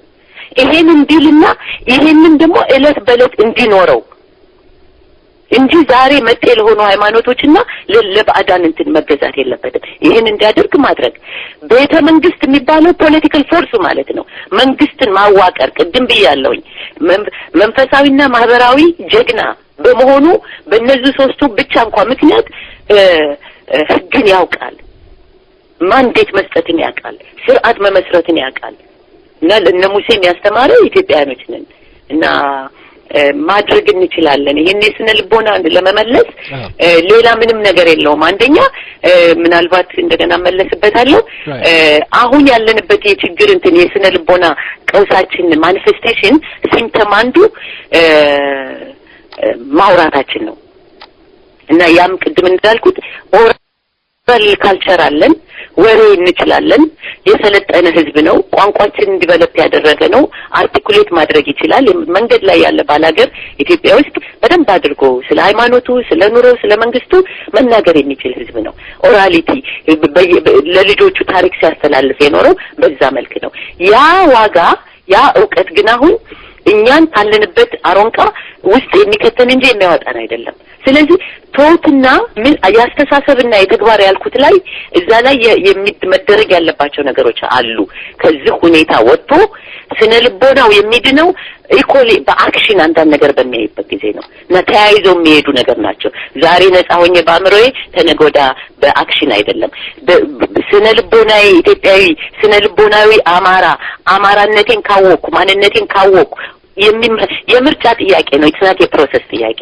ያኔ ቦታው ያ ሩቱ መሬቱ ጋር ገባ ማለት ነው። ስር ያዘ ማለት ነው። አንዴ ያን ስር ካስያዝን በኋላ በተግባር ምን አይነት አስተሳሰብ ነበር የተሳሳተ ዛሬ የተሳሳተ የተማረ ማለት እና የተማረ የሚሰራቸው ነገሮች በኢንታየር ፕሮሰስ አብዛኛው በስህተት ውስጥ ነው ያለው። አስተሳሰብንና ተግባርን ወደሚቀይሰው ወይንትን መንገድ እንሄዳለን ማለት ነውና ደፍሮ ማድረግ ነው ራስን መሆን ነው ዋናው። እሺ በጣም ነው የምናመሰግነው የተከበሩ ክብርት ዶክተር አበባ ፈቃደ። እንግዲህ የሚቀጥለው ጥያቄ ትንሽ ሰፋ ያለ ነው። ይሄው ምንድነው እርሶም በሰፊው ቀደም ለጠቃቅሰውታል።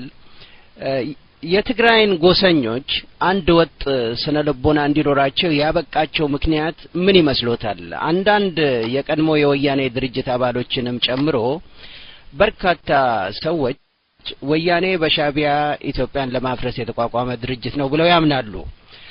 ሌሎች ደግሞ የወያኔ ድርጅት በሻቢያ ሳይሆን ትግራይ ውስጥ ይገኙ በነበሩ ነባራዊ የሆኑ የተፈጥሮ መመናመንና እነሱንም ተከትሎ በመጣው ድህነትና ማህበራዊ ቁስቁልና ምክንያት የተጸነሰ ነው ብለው ይከራከራሉ።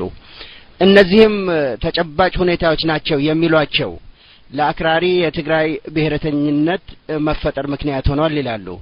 እነዚህ የትግራይ ብሔርተኞችም በቀላሉ የትግራይን ህዝብ ለፖለቲካና የትጥቅ ትግል ለማንቀሳቀስ ረድቷቸዋል ብለው ይሞግታሉ።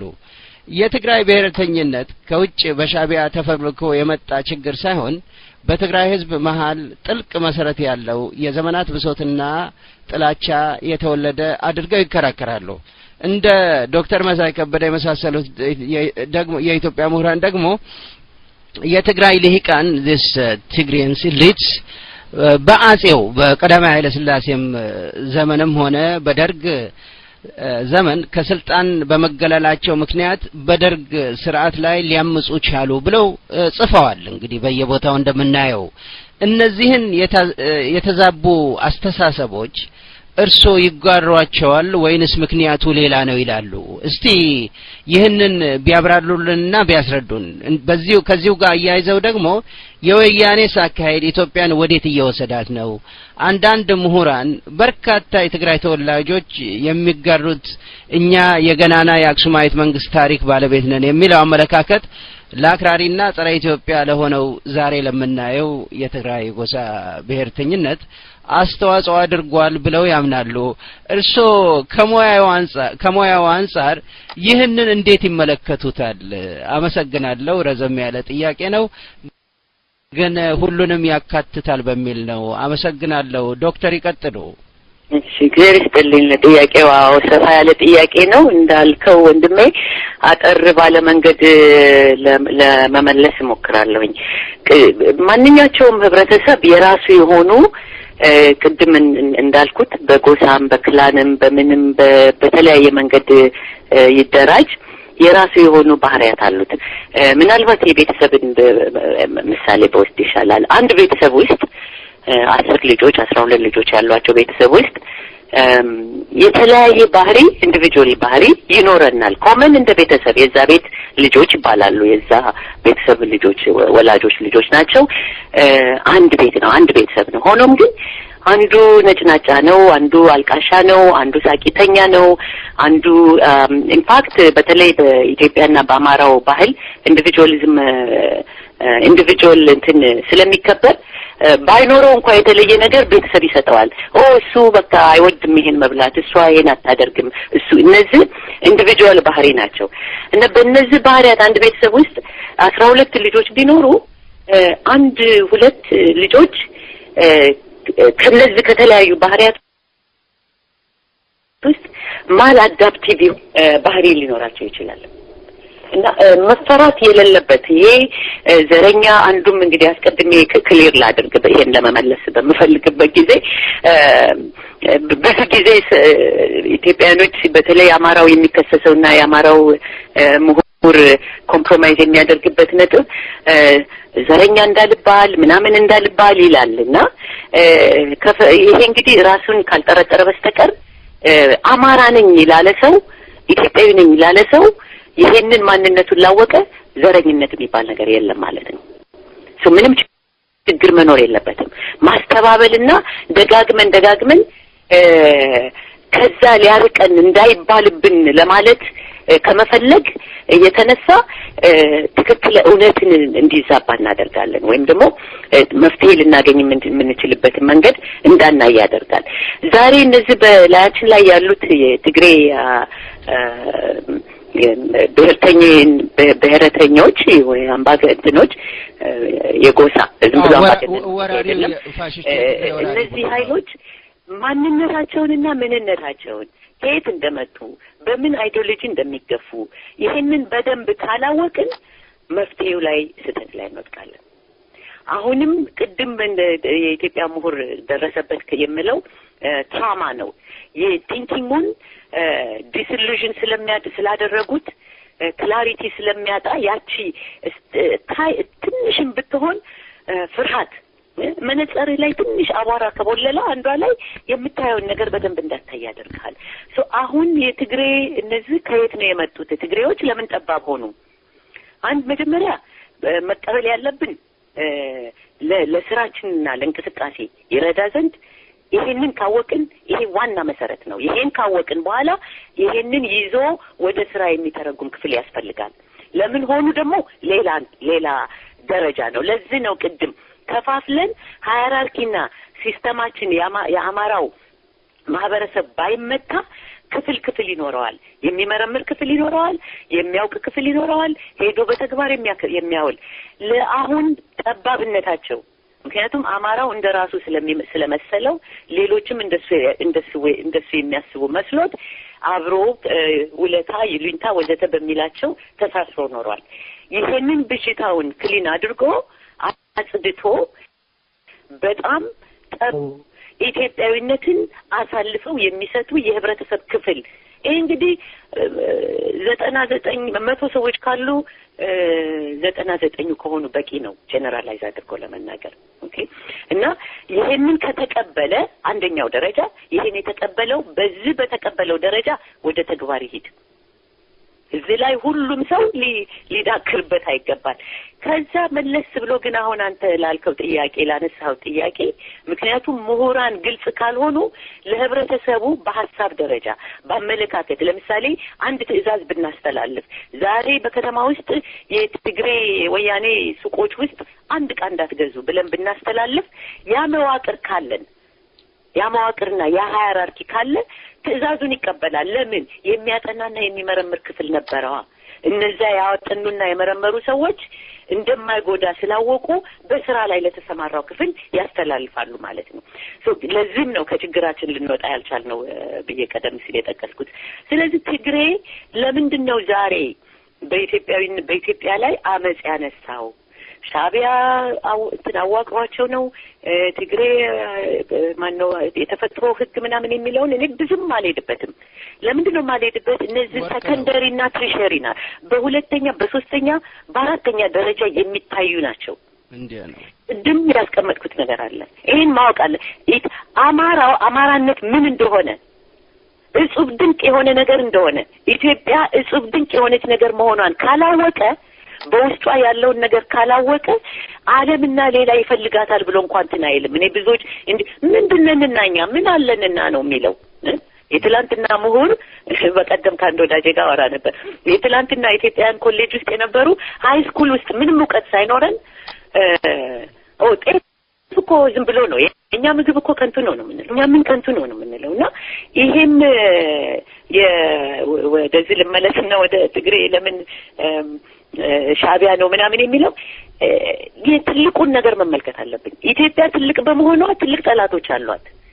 ዛሬ ብዙዎቹ ስለሚፈሩ የምዕራባውያን ባለስልጣን አትንኪ ይሉኛል። እኔ እንኳን ብዙዎች ወገኖቼ ከምስራቁም ተጣልተሽ ከምዕራቡም ተጣልተሽ ከምናምኑም ይላሉ። ታዲያ ካልተጣላን እንዴት አድርገን ነው የምንቸናነፈው? ጉዳያችን እኮ የጠብ ነው እና አሜሪካኖች ትክክል አትሰሩም፣ እንግሊዞች ትክክል አትሰሩም፣ እጃችሁ እኛ ውስጥ አለ፣ ዛሬ ቻይናዎችም እጃችሁ ውስጥ አለ ብለን ካልተናገርን ፈርተናል፣ ተቀብለናል ባርነታችንን ማለት ነው። እነዚህ ኃይሎች አሉ። ይሄን መቀበል አለብን። እነዚህ ኃይሎች ኢትዮጵያ ውስጥ ባሉት በማንኛቸውም ኢትዮጵያን በሚያዳክሙ ኃይሎች ላይ ኢንቨስት አድርገዋል። ቅድም እንዳልኩት ትግሬዎች አንዱ ባህሪያቸው ይሄንን በጥናትም መመልከት ትችላላችሁ። ሌሎች ልጆችም በስነ ልቦናም በስነ አእምሮም ኤሪያ ሆነ በአንትሮፖሎጂ የምታጠኑ ይሄንን እንደ ጥያቄ እንደ ሪሰርች ጥያቄ ውሰዱት። ቀደም ሲል አማራው ማህበር ከአድማስ ባሻገር ልቡ ትልቅ ነው። ልቡ ዓለም አቀፋዊ ነው። ልቡ ብዙ ቦታ ይሄዳል። ልክ እንደዛው ጎሳውን ትቶ መንደሩን ትቶ ልጆቹን ምኑን ትቶ ሁሉ በአርበኝነት መሄድ ደስ ይለዋል። ልክ የዛ ኦፖዚት ደግሞ ትግሬዎች የትም ቦታ ይሄዱ፣ ጅማም ይክረሙ፣ ምንም ሀብት ያዳብሩ፣ ተመልሰው ወደ ትግሬነት በምድሩም ይሁን ባስተሳሰባቸውም ትግሬነት ይበልጥባቸዋል። ራይት ኦን yes ይሄ መታወቅ አለበት።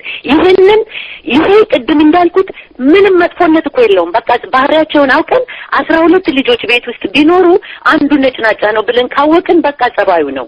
በሱ ምክንያት ግን 12ታችን አንታወቅም።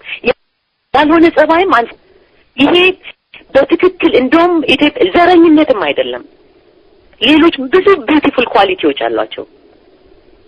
ሌላውም ህዝብ የተለያየ ኳሊቲ ያለው። ይሄ ዝም ብሎ ይሄ ነው ማስተባበል። እኔው ራሴ ያስተባብላለሁ። ምክንያቱም ህብረተሰቡ ኦልሬዲ ብሬን ዋሽ የተደረገው እንደዚህ ትላለች ኦሮሞም እኮ ነው አማር እንትኑም ነው የሚለው እና ለዚህ ነው አሁን እኔም ራሴ የምጨምረው።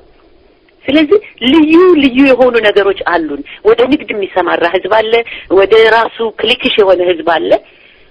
ትግሬዎችን በየቦታው ሄዳችሁ ጠይቁ። ትግሬነትና ኢትዮጵያዊነትን ትግሬነት በጣም ከኢትዮጵያዊነት ጋር የሚወዳደር ሲሆን የሚያበልጡ አሁን አብልጠውታል። ይሄን በተራው ህዝብ ነው የምለው። ይሄ በመሆኑ ይሄንን ደግሞ ይሄን ደካማ ጎናቸውን ሊጠቀሙበት የሚችሉ የረቀቁ ዓለም አቀፍ ኃይሎች ስለተጠቀሙበት ነው። ያን ሆነው እኮ መቀመጥ ይችላሉ። ምንም ችግር የለም። አዲስ ነገር አይደለም። አዲስ ባህሪ አይደለም። ግን ዛሬ ኢትዮጵያን ኮምፕሊትሊ እናንበረክካለን ብለው ያሰቡት ይሄንን ትግሬው ምን ደካማ ጎን አለው፣ ጉራጌው ምን አለው፣ ኦሮሞ ምን አለው ብለው ነው የሚገቡት። ምን ጠንካራ አለው፣ ምን ጎድ የትግሬዎች ደካማ ጎናቸው ከኢትዮጵያዊነት የበለጠ ትግሬነትን ይወዳሉ። የዚህ ተጻራሪ ውሸት እያንዳንዱ ኢትዮጵያዊ ያንን ውሸት እንደውነት ወስዶ ትግሬዎች እንደ ከነሱ የበለጠ ኢትዮጵያዊ የለም አክሱም ምን ይሉሃል። ግን ሪሰርች እና ጥናቶች ምርምሮች የሚያሳዩት ሰርቬዎች የሚያሳዩት ከዛ ተጻራሪ ነው። ሻዕቢያ ሁለቱ ትግሬዎች አንድ አይነት ሰዎች ናቸው። አስተሳሰባቸው ጸረ ኢትዮጵያ ነው። ኢትዮጵያ የምትባለው ነገር እንድትፈርስ ይፈልጋሉ። ይሄንን ደካማ አስተሳሰብ ያ ጎጠኝነታቸውን ጎሳዊ ስሜታቸው ጠንካራ በመሆኑ የዓለም አቀፍ ጠላቶች ዳርሊንግስ ኦፍ ዘ ፎሬን ፎርስስ እኮ ናቸው የሚባሉት። እና ዛሬ ተወደው ተሽሞንሙነው የሚኖሩት ትግሬዎች በዓለም አቀፍ ደረጃ ይሄ ባህሪያቸው ኢትዮጵያዊነትን አሳልፎ መስጠት በድህነት ለሚለው ይሄን ስናገር ዲስሚስ ማድረግ የለብኝም። ቅድም ያላችኋቸውን ወንድሞች የጠቀሳችኋቸውን በተፈጥሮ ችግር ይሄ በዓለም አቀፍ ደረጃ እንኳን ተመልክተውታል። የተጠና ነው እንኳንስ በኢትዮጵያ ድህነት ከሆነ ለማመጽ ለጸረ ኢትዮጵያዊነት ስሜት ከአማራው የበለጠ ድሃ የለም። በግሃድ መጎዳት በግፍ ፍትህ በመጓደል ከሆነ በአማራው ክፍለ ሀገር በአማራው ክፍለ ሀገራት በሚባሉት ሁሉ በማንኛቸውም አገዛዝ ጊዜ በደል ተበድሏል። ችግር የውስጣቸው የሀገራቸው የድህነት ችግር ከሆነ የወሎ ክፍለ ሀገር ውስጥ በሀገሩ በሀብታም በሆነችው ወሎ ክፍለ ሀገር ለትግሬና ለኤርትራ ስታወላ የነበረች ክፍለ ሀገር በራሷ ሰዎች በረሃበት ግን አንድም ወሎዬ ልገንጠል ሲል ሰምቼ አላውቅም። አንድም የመንዝ አማራ ግንባር መሬት የምታክል ስላረሰ ተቆራምዶ ስለኖረ ባለፈው ሳምንት ተክሌ በደንብ አድርገው አስቀምጠውታል። ድህነቱን ግን ቅድም ያልኩት መንፈሳዊነቱ ስለረዳው ድሃ ሆኖ መኖርን ይመርጥ ነበር የድሮ አማራ። የድሮ አማራ ለማቴሪያል ጉድ ግድ የሌለው ነበረ። ለቁሳቁስ ሀብታም ሆኖ እሱ ጎጆ ቤት እየኖረ ትልቅ ቤተክርስቲያን ያሰራ ነበር። ታሪክ መተው ነው። በጣም ታላቅ ህዝብ ነው እኮ ወገኖቼ። ይሄን ማለት እያንዳንዱ ኢትዮጵያዊ ጉራግኛ የሚናገረውን ኦሮሞኛ የሚናገረው ትግሬው ምንም ሊኮራበት የሚገባ ራሱን እዛ ውስጥ ሊከትበት የሚገባ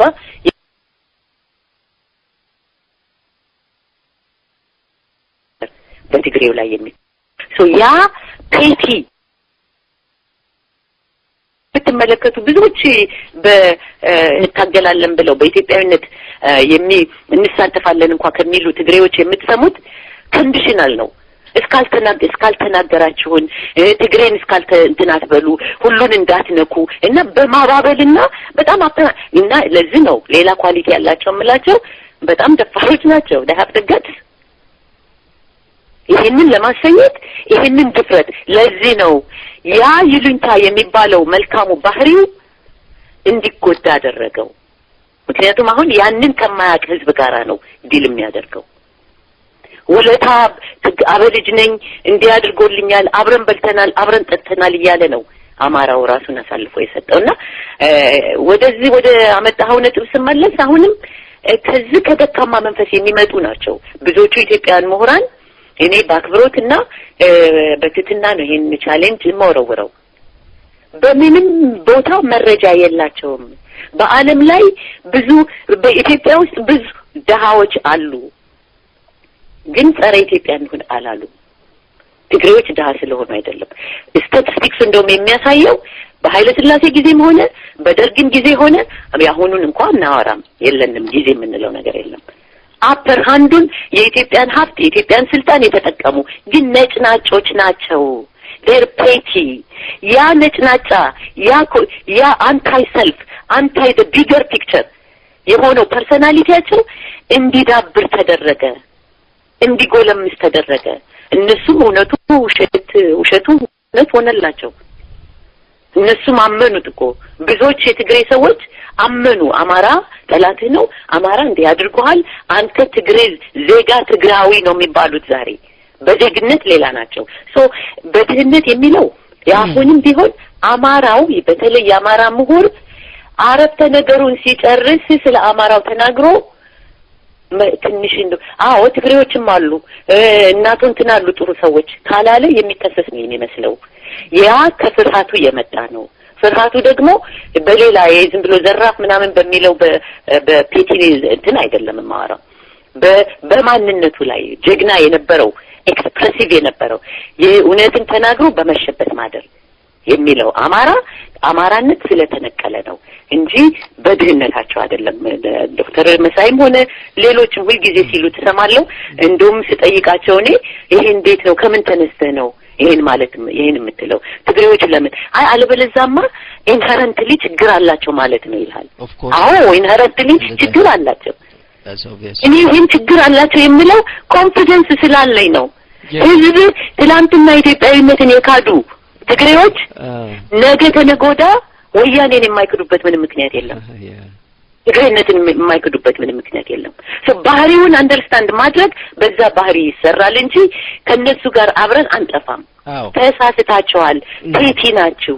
ይሄን የትግሬነት እኔ ዳይሬክትሊ ነው የምጠይቃቸው። ሰርቬይ አድርጌያለሁ፣ ተመልክቻለሁ። ሌሎችም አቶ ጌታቸው ረዳም ሰርቬይ አድርገዋል። ሻዕቢያ ምናምን ከሻዕቢያ ከኤርትራ ባላነሰ ዲፕሊ በጠላትነት የሚመለከቱት አማራውን ነው። ትግሬ ውስጥ ኢትዮጵያዊነት ሁለተኛ ነው ሶስተኛ ነው ብለው የሚመለከቱት እስከ ጠቀመችን የሚሉት ትግሬዎች ናቸው። ይሄን መመልከት አለብን እንጂ ዝም ብሎ በማባበልና በሸፋፍ ነው የሚሄድ አይደለም። ለምን ኔሚንግ በሳይኮሎጂ ትልቁ ስነ ልቦና ቅድም ያልኩበት ምክንያት አለኝ። ጀግንነት ሰልፍ ኤክስፕሬሽን ንግግር በጣም አስፈላጊ ነው። አንድን ነገር ኔም ካላደረከው ጥፋትን ጥፋት ነው ካላልከው ልታርመው አትችልም። ጠላትህን ደግሞ የሚጎዳህን ነገር ጠላቴ ነህ ካላልከው ልታስወግደው አትችልም። በኢትዮጵያዊነት ላይ በአማራው ላይ አማራን የኢትዮጵያዊ ተገነ ተብሎ ተከሶ እንደ ጠላት የተፈረጀበት ምክንያት ጠላት ስለሆነ አይደለም። ለትግሬዎች ጠላት ብለው ካልፈረጁትና በዛ ስነ ልቦና ካልተጓዙ ማሸነፍ አይቻልም። ይሄን ያውቃሉ። መሰየም አስፈላጊ ነው። ምክንያቱም ለዚህ ነው የውጭ ኃይሎች አሉበት የምለው ዝም ብለው እነመለስና እነምናምን ብቻ ሳይሆን በስነ ልቦና ደረጃ ኢትዮጵያዊ ምሁር እንዲመታ የሚደረገው ዛሬ እኔና እናንተ እዚህ ተምረን ያገኘነውን ዕውቀት የምዕራባውያንን ሳይኮሎጂ መሰረት አድርገው ነው እና ያንን ስለማውቅ ነው የምናገረው። በጣም እናመሰግናለን ዶክተር። አንድ ሁለት ጥያቄዎች ይቀሩኛል። እርሶም ይቸኩላሉ አውቃለሁ ሌላ ቀጠሮ እንዳለዎት።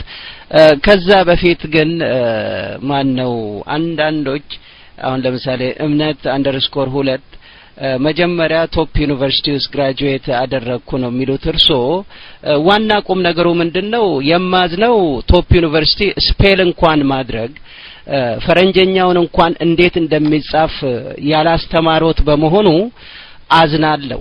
እኛ ኢትዮጵያ ሀገር ውስጥ ስንማር ነው ኤቢሲዲን የለየነው። መጀመሪያ ስለራሱ ከመናገሩ በፊት ሪሰርቹ ከየት ጋር መጣ ከየት ነው ከማለቱ በፊት ይህን የሚጽፉትን ነገር እንኳን በትክክል ፈረንጆቹ እንደሚጽፉት ቢጽፉት ደግ ነው። መጀመሪያ ቋንቋቸውን ይማሩ። የተከበሩ ክብርት ዶክተር አበባ ፈቃደ ዛሬ የጀመሩት ሳይሆን በተግባር እርሶን ሳይሆን የእርሶን መምህሮች የሚያስተምሩ ናቸው። ሌሎቻችንም እዚህ ውስጥ ያሉት በርከት ያሉ የአማራ ልጆች ምሁራኖች አሉ እና ይሄ ነው። ይሄን ካልኩ ዘንዳ ወደሚቀጥለው ጥያቄ እሄዳለሁ። ቶፕ ዩኒቨርሲቲ ሌላም የመሰለው ከዛ ባሻገር ደግሞ እኛ የአማራ ልጆች ያለውን ሁኔታ ጥናት አድርጎ we write it and rewrite it, redefine it እንትን ብቻ ሳይሆን እገሌ ጻፈው ብለን ፉትኖት እና ሪፈረንስ ሳይሆን የምናደርገው we can write it, rewrite it, redefine it እንደዛ ነው የሚሆነው። ዶክተር አበባ ያጠኑትን ጥናታቸውን አውጥተው እሳቸው ከጻፉት በቂ ነው። ሌላ ፉትኖት ወይንም ከሌሎች ሪፈረንስ የምናደርገው ነገር የለም። ይሄን ካልኩ ይበቃል። የሚቀጥለው ጥያቄ የሚሆነው ዶክተር የተሸናፊነት ስነ ልቦና የሚገለጠው እንዴት ነው? በማህበረሰብና በግለሰብ ደረጃ መሰረታዊ አስተሳሰብ አድማስ ለውጥ መጥቷል ለማለት መለኪያው ምንድነው ይላሉ። አማራው አሻፈረኝ የሚል ህዝብ ነበር ስናውቀው። ዛሬ ያንን መንፈስና ጽናቱን ምን ሰለበው ይላሉ። አመሰግናለሁ። ይቀጥሉ። እሺ ቀደም ሲል ስትናገር ነበር ስለማልመለከት እንትኑን ግን እንደዛ አይነት ጥያቄዎች እንደውም የበለጠ እንድናብራራ እና የተሻለ ነገር ሼር እንድናደርግ ያደርጋል። እኔ ምንም ችግር የለኝም። ሪሰርች በተመለከተ የጠየቀ ሰው ቢኖር በጣም ደስ ይለኛል። የበለጠ ለማብራራትና ለማመላከት ይጠቅመኛል። እኔ እዛኛው ሰርክል ውስጥ አይደለሁም። ይሄ አንዱ የአማራው አንዱ ትልቅ ችግር ቅድም እንዳልኩት ፕሮባብሊ ቻሌንጅ የሚያደርጉ ሰዎች አማሮች ናቸውና ከተዛባባቸው ነገሮች አንዱ ግብዝነት ነውና ሪሰርች የሚጠይቀው ነገር ካለ እኔ በጣም ደስተኛ ነኝ። በጣም ከፍተኛ ጥናትና ምርምር ነው የማደርገው። ከሌሎች ከሚያደርጓቸው በተቋሞች ውስጥ ከሚደረጉት ውጪ ቅድም እንዳልኩት ሰዎች የሚያውቁባቸው ዘዴዎች ብዙ ናቸው። ከመመራመር ውጪ አማራነትን ክርስትናን መያዝ ራሱ ትልቅ የምርምር መሳሪያ ነው ብዬ ስለማምን ብዙ ችግር የለኝም። እኔ ቢጠይቁ ደስ ይለኛልና በጽሁፍም የዛ አይነት ጥያቄዎች ካሉ ማስተናገድ እችላለሁ። ለመማማር በተለይ ደግሞ ሰው ኤክስፕረስ ከሚያደርገው ነው በተጨባጭ ምሳሌዎችን ልናይ እንችላለን። የተሸናፊነት መገለጫዎች ምንድናቸው ያልከው? የተሸናፊነት መገለጫ አንዱ ይሄ ነው። አሁን የምናደርጋቸው ዲስኮርስ እርስ በርስ መካሰስ፣ ዲፌንሲቭ መሆን፣ ቅድም የገለጽኩት በተለይ የሚጨቁንን ኃይል መውደድ፣ አፕሪሺየት ማድረግ እና ወገን ያንተ የሆነውን ነገር መጥላት፣ እነዚህ የዲፊቲስት እንትን ናቸው፣ የተሸናፊነት ሳይኮሎጂዎች ናቸውና በአጠቃላይ ከዛ ከተሸናፊነት ደረጃ ከመድረሳችን በፊት እንደው ለግንዛቤ ህዝባችን በምን ሁኔታ ላይ እንዳለ እንደዚህ አንዳንድ ሰዎች በሚጠይቁት በሚያደርጉት ምን የምንላቸው ነገሮች እንደዋዛ ልንመለከታቸው አይገባም። ምክንያቱም የዲስቶርሽናችን ያለንበት የቀውስ ደረጃ ነው እና እኔ ብዙ ጊዜ ያን ማየት ምን ያህል ለምሳሌ አንድ ነገር እያስረዳኸው አንዱ የድፍትስት እንትን ኢትዮጵያኖች ዛሬ ተነስተ በወያኔ ላይ እርምጃ መውሰድ ሲገባ በሚገባን ጊዜ ሌላ ፖይንት እናነሳለን እና ያ እነዚህ አርስቶችን እነዚህ ወዳ የምንልባቸው ምክንያቶች ከጥንካሬ ሳይሆን ከደካማነት ስለተነሳን ነውና ያ የሆነበት ምንድነው the state of የኢትዮጵያ mental health በአጠቃላይ በስደት ያለው ስለዚህ እነዚህ ያንዳንዱ ግለሰብ በፓልቶክም በሉት በተለያየ ቦታ የሚናገረውን የሚያደርገውን ሁሉ በደንብ መመልከት ያስፈልጋል ወንድሜ ቅድም የጠየቀው ካልክ ሪሰርች ሜቶዶሎጂ አሉት ዝም ብሎ አይደለም ቢያውቅ እንደሱ አይጠይቅምና ሼር ማድረግ እንችላለን ይሄን ነገር እና በዚህ በምን ሁኔታ ላይ ይገኛል ኢትዮጵያዊው ስደተኛውም ሆነ ሀገር ውስጥ ያለው the state of mental health ኢትዮጵያ ውስጥ ያለውን ችግር ስለ ወያኔ ምንነት ካወራን ስለ ሀገር ማጥፋት ካወራን አማራውን ማጥፋት ኢትዮጵያዊን ማጥፋት ነው ካልን የማን ስለልቦና በቅድሚያ ይመታል ቅድም አድሬስ ያደረኩት የተማረውን የህብረተሰብ ክፍል ነው በአጠቃላይ ህዝባችንን ግን በተመለከተ የወርልድ ሄልት ኦርጋናይዜሽን እና ሌሎች ካወጧቸው እንትኖች ብንመለከት በሚያስደነግጥ ደረጃ ነው በአጠቃላይ ሜንታል ሄልት የሚለውን የአእምሮ ጤንነት የስነ ልቦናና የስነ አእምሮ ጤንነትን በተመለከተ እስከ 25% of the population በተለያየ የአእምሮ ጤና የታወቀ ነው ይላል ይሄ በጣም የሚያስደነግጥና የሚያሳስብ በእርጀንሲ ደረጃ እንደዛ አንድ በል እንግዲህ ይሄ በአጠቃላይ ሳይኮቲክ እና ኒውሮቲክ የሚባሉትን ዝም ብሎ ይሄ የአእምሮ ህመሞችን ሲሪየስ የሆኑ ህመሞችን ማለት ነው እብደትን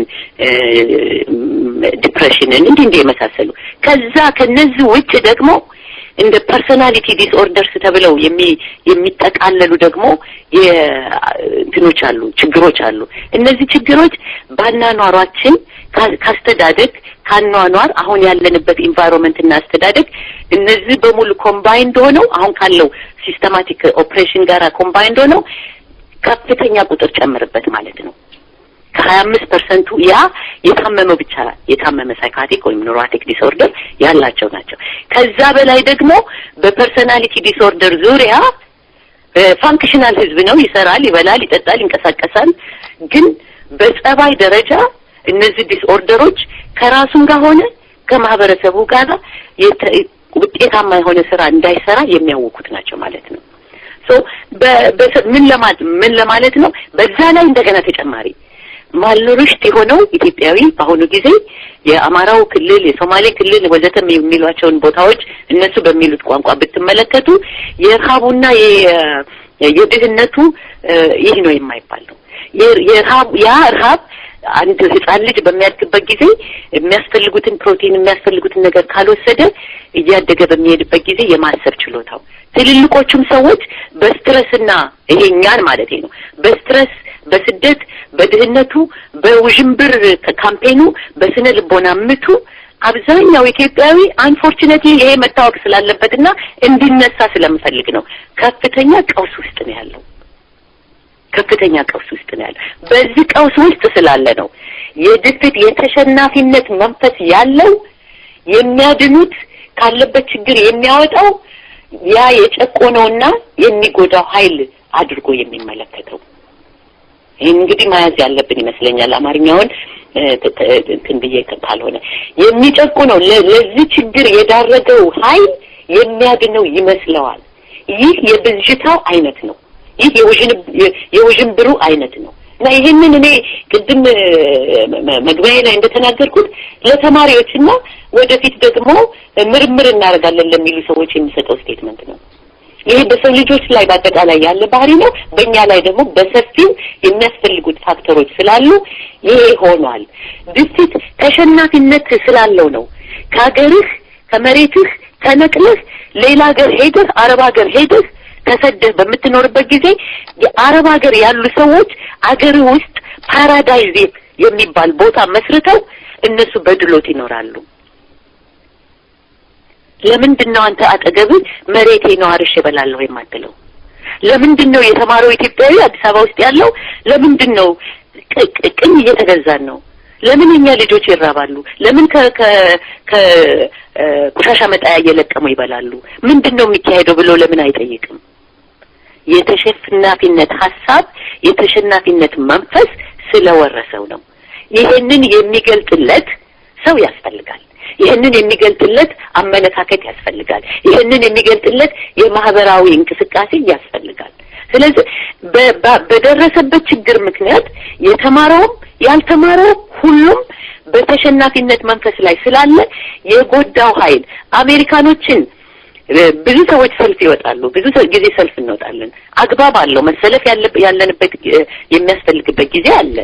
ግን ምንም ነገር እንደማይሰጠን እያወቅን ለምንድን ነው የምንሄደው? ያ የተሸናፊነት ነው። የሚችለው ቦታ የሚመስለው ጋር ነው የሚሄደው ተሸናፊ። ሄዶ እዛ ጮሆ መምጣት ይችላል። ከዛ ባሻገር የሆነውን ግን አይችልም። ስለዚህ ከውይይታችን ጀምሮ ለራስ ኮንቪነንት ተሸናፊ ማለት በተመቸ የትግል ሂደት ውስጥ ለመሄድ የሚፈልግ ነው። ለተመቸ የትግል ሂደት ማለት ምንድነው?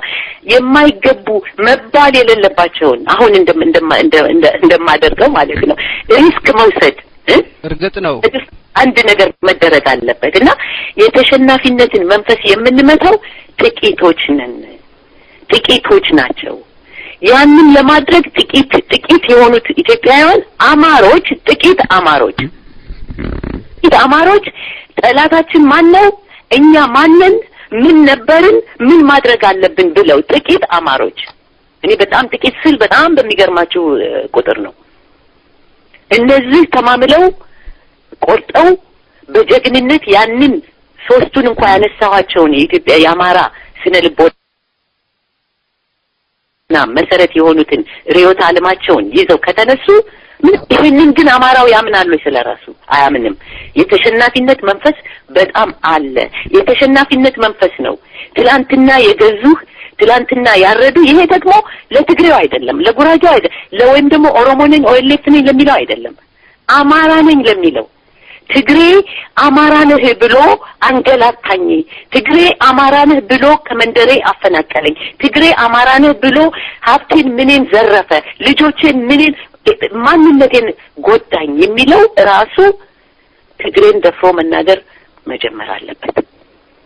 የተሸናፊነት መንፈስ እዛ ላይ ነው የሚጀምረው። አንተ ነህ የምትጎዳኝ፣ አንተ ነህ ጠላቴ ነህ እስካላልከው ድረስና ሁልጊዜ እየሸፈንክ የተሸናፊነት መንፈስ ማለት ሁልጊዜ ማስተባበያ መከለሻ ነው። አሜሪካኖች ትናገርና በትላለህ አይደል?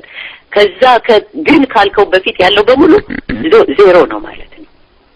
ኢትዮጵያውያኖች በአማራነቴ ተጨቁኛለሁ ካለ በኋላ እንደገና መልሶ ግደለም ሰየም ቢሆን ያድነኝ ግደለም ማነው ያኛው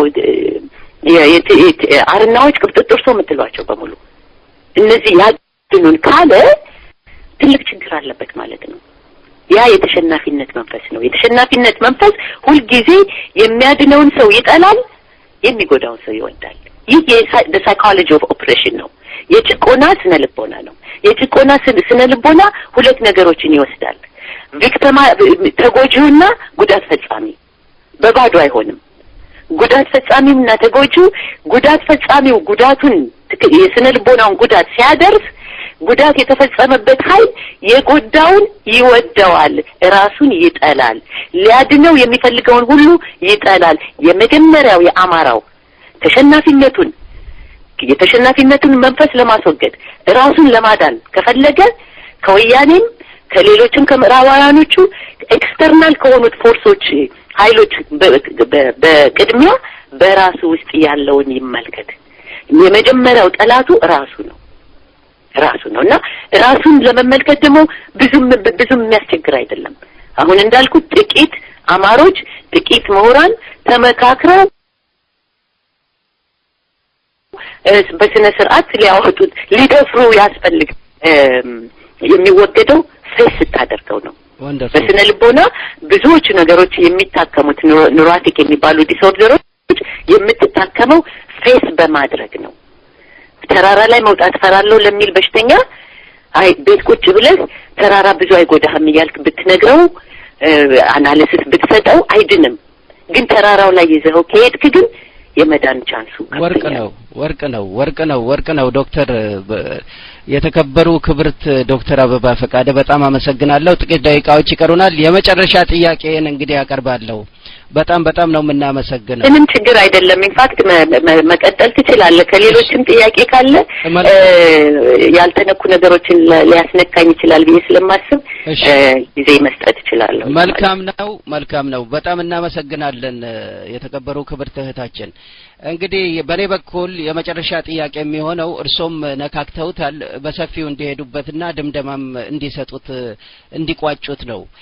ከዛ በኋላ እንዳሉት ከቤቱ ጥያቄ ካለ እጃችሁን አውጡና ጥያቄያችሁን ታቀርባላችሁ በስነ ስርዓቱ።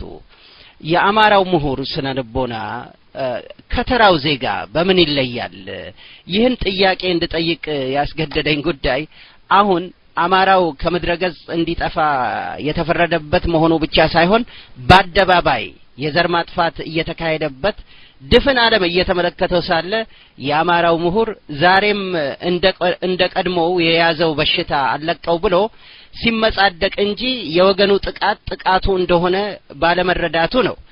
በተጻራሪው ግን ተራው የኢትዮጵያ ዜጋና በተለይም የአማራው ልጅ ያለውን ሁኔታ ማለትም የወገኑን ጥቃት ተረድቶ በሚያስፈልገው ሁሉ ከወገኔ ጋር መቆም አለብኝ፣ አማራው ወገኔን መርዳት አለብኝ፣ እንዲያው በደፈናው በዘር መደራጀት አጸያፊ ነው ወይንም እንደ ፋሽስቶቹ የቲፒኤልኤፍ ትግሬ ወራሪዎች መሆን ነው የሚለውን የግንዛቤ ግድፈት ወዲያ ጥሎ አማራው በአማራነቱ ጠንክሮ መስራትና ራሱን ከጥፋት ማዳን ብቻ ሳይሆን ኢትዮጵያንም ከመፍረስ ማዳን አለበት ይላሉ። እርሶ ይህንን እንዴት ይመለከቱታል? ከሞያው ጋር አያይዘው ለአድማጮቻችን ግንዛቤ ቢሰጡልን። እውነታውስ ምንድነው ይላሉ? አመሰግናለሁ። ዶክተር ይቀጥሉ። ሼክስፒር ይስጥልኝ። የአማራው ምሁር ከሌላው ብዙሃኑ አማራ በምን መሰረታዊ ነገር ይለያል ነው ቀደም ሲል በተለያየ መንገድ የተገለጸ ቢሆንም አጠር አድርጌ ልገልጸው መፈልገው ነገር ምንድነው? የአማራው ህዝብ እንደ ህዝብነቱ ቅድም እንዳልኩት የተለያዩ መናጋቶች ቢደርስበትምና ችግር ላይ ቢወድቅም በቀላሉ ከሩቱ ውስጥ ስላለ ከስር ስላልተነቀለ በቀላሉ ማንነቱንም ራሱንም ክብሩንም ማስጠበቅ እንደሚችል ካለበትም አደጋ ሊድን እንደሚችል ይሰማኛል። በህዝብ ደረጃ ምንድነው የሚያስፈልገው? ድሮውንም አማራ አመራር ይፈልጋል። የስርዓት ሰው ነው። የህግና የስርዓት ሰው ነው። ስለዚህ አመራር ባለመኖሩ መሪ ስለሌለው እስከዛሬም አሁንም ለደረሰበት ችግር የተጋለጠው በዛ ምክንያት ነው። በውስጡ ያሉት የአማራ ስነ ልቦናዎችም ሆነ የአማራ የማንነትና የምንነት ባህሪዎች በቀላሉ ተራው ህዝብ በቀላሉ ሪቫይቭ ሪስቶር ሊያደርገው ሊመልሰው እና ሙሉ ሰውነቱን ሊያገኝ ይችላል ብዬ አምናለሁ። ከምሁሩ የሚለየው ይሄ ነው። ምክንያቱም አማራው ህዝብ የአማራው ምሁር በተሳሳተ አስተሳሰብ ያስቀመጠበትን መከራ ነው የሚሸከመው። ለሚስ ኤጁኬሽኑ ወይም ደግሞ ሚስ ኢንፎርምድ ለመሆን የተሳሳተ ትምህርት እንዲማርና ራሱን የሚጠላ ትምህርት እንዲማር ደግሞ የተዳረገው ይሄው የተማረው ክፍል ነው።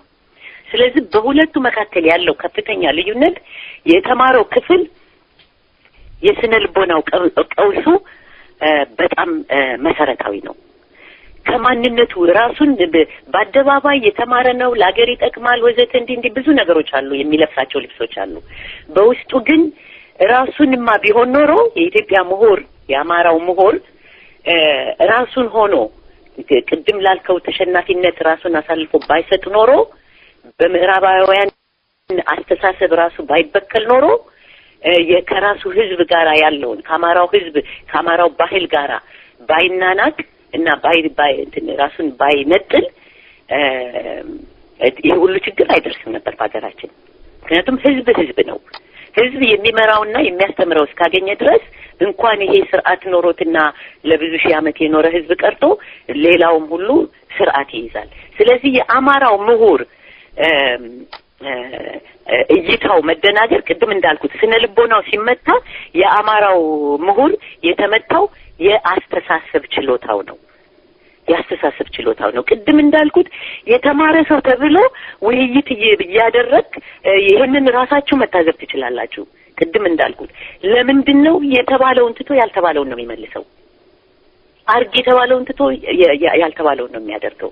የሚመቸው ኮምፎርታብል ኮንቪነንት የሆነ የምቾት ትግል የሚመቸውን እንጂ ራሱን ማንነቱን ግልጥልጥ አድርጎ የሚያሳየውን ሀቅ ማየት የሚያሳየውን መስታወት ማየት ገና ሬዲ አይደለም። አሁን እንደዚህ የጀመርነው ውይይት አንዱ ያንዱ መስታወት ሆኖ በምናይበት ጊዜ ምን ያህል ውስጣችን አግሊ እንደሆነ ምን ያህል ውስጣችን እንደተበከለ ራሳችንን ገና እንዳልሆንን በግብዝነት እንደምንሄድ የአማራው ምሁር ሪሊ ከህዝብ ጋር መዋልን ከግራስሩቱ ጋር መዋልን እነዚህን ሁሉ የሚንቅ ሆኗል። እኔ ልዩ ነኝ፣ እኔ የተማርኩ ነኝ፣ አነጋገሬም እንደዚህ ነው፣ አቋዋሬም እንደዚህ ነው ብሎ ከህዝብ የራቀ ነው እና ያ የህብረተሰብ ክፍል ቢታነስ ቅድም ያልኩት ህዝብ ነው ለነጻነት ተገኑ። ሆኖም ግን የሚመራው አይን ያስፈልገዋል፣ እይታ ያስፈልገዋል። ያን ለማድረግ ግን አሁን ያለው የአማራ ምሁር ከአማራው ህዝብ ጋራ ከአማራው ማስ ጋር የሚለየው ፈሪነቱና ግብዝነቱ ነው።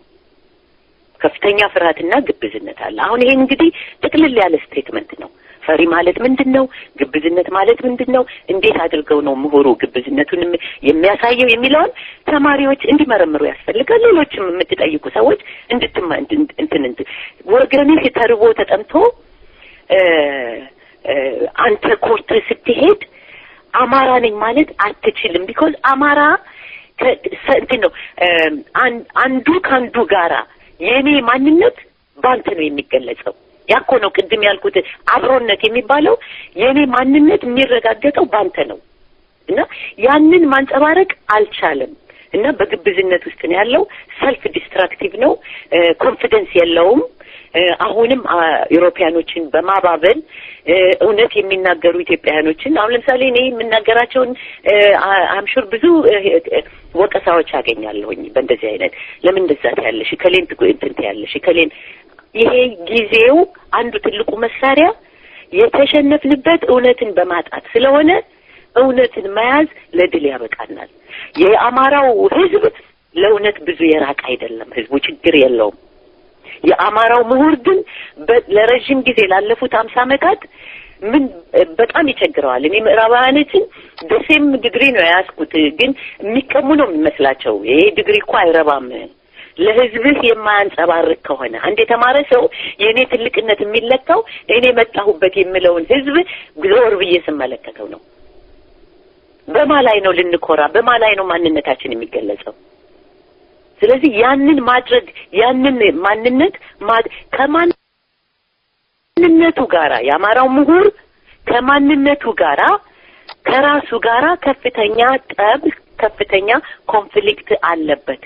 ይሄ ማለት 2-3 ሰዎች ትግሬዎችን ስናነሳ ጌታቸው ረዳ፣ ገብረመድህን ምንትስ እንደምንለው ጥቂት ምሁራን የሉም አይደለም። ያሉት ምሁራን ለምሳሌ በአደባባይ ወጥተው ይህን ስህተት እንኳን የማይፈጽሙት ምሁራን ሌሎች ግብዞች ናቸው። አማሮቹ በጓዳ በመቀመጥና ከዚህ ሁኔታ ውስጥ ባለመሳተፍ ንጽህናቸውንና ማንነታቸውን ሙያቸው የተከበረ ይሆናል፣ እነሱም የተከበሩ ይሆናሉ። ይህ ሁልጊዜ የሚነግሩን ነው ለምንታገልና አክቲቪስት ለምንለው። ይሄም ደግሞ አንዱ የአማራው ችግር ነው። ምስር ያለው ነገር ነው። አብራኝማ ከዋለች አትረባም ነው። ምክንያቱም ራሱን እንደማይረባ ቆጥሮታል። ራሱን ከፍ የሚያደርግ ከሆነ እኔ ታላቅ ህዝብ በመሆኔ ነው፣ ይቺ ታላቅ ሰው አብራኛለችው፣ ይሄ ታላቅ ሰው አብሮኛለሁ፣ ይቺ እንባባል ነበር። አማራው ራሱን ዝቅ አድርጎ በመመልከቱ ዛሬ ከወገኑ ጋር ከዋለ ምሁሩ ይሸሻል፣ ይዘረጥጥሃል፣ ምናምን ይልሃል ይባላል። ለዚህ ሁሉ መድኃኒቱ ማርከሻው ጀግንነት ነው፣ ምን ማለት ነው ጀግንነት? ቅድምም ብያለሁ፣ መስዋዕትነትን መውሰድ የሞት ብቻ አይደለም፣ የሬፑቴሽን መስዋዕትነት፣ የስም፣ የፐብሊሲቲ፣ የዝና፣ የመወደድ እነዚህን በሙሉ ቢቀር ይቅር፣ እነዚህ ሁሉ ቢቀሩ ይቅር። ይሄ ነው እኮ አማራ ለማተቡ የሚባለው። ለማተቡ ለእምነቱ ይኖራል። ለእምነታችን አንኖርም። ለእምነታችን ብንኖር ኖሮማ አገራችንን ጥለን አንመጣም ነበር። ሁላችን እዚህ ተሰደን ያለነው ይህንን ሀቅ መቀበል አለብን። የኢትዮጵያ ምሁር ኢትዮጵያ ውስጥ ያለው የትግሬ ገዢ አይ አንተ ውጣ እዚህ እንዳስገባበታለሁ ምናምን ሲለው ተለማምቶ ውጭ ሀገር ይወጣል እንጂ ነው መብቴ ነው አይልም። ይሄንን እንደሞያ ቆጥረን የኢትዮጵያ ምሁራን ነው ይሄንን አትበይ፣ ይሄንን ካልሽኮ ህዝቡ ስለራሱ እንዲመለከትና አመጽ እንዲነሳ ነው የምትፈልጊው፣ አንቺ እዚህ ተቀምጠሽ ይላል። የት ልሆን ኖሯል ታዲያ? የትም ቦታ ሆነን ጀግና እስከሆን ድረስ ኢንፋክት ካወቅነው የአደጋውን የጠላታችንን ማንነትና ምንነት የአማራው ምሁር ካወቀው ጠላታችን ሆድ ውስጥ ነው እኮ ያለነው፣ እዚህ እኮ ነው ያለነው። ይሄንን ግን ምን ይደረግ? በጣም ይፈራል የአማራው ምሁር፣ በጣም ይፈራል። እኔ በየዩኒቨርሲቲውም በየምንም አውቃቸዋለሁኝ እና ያ ስለተመታ ጥቂቶች ያ ሁሉ እስኪነቃ አይጠበቅም። የአማራው ችግር ምን መሰለህ?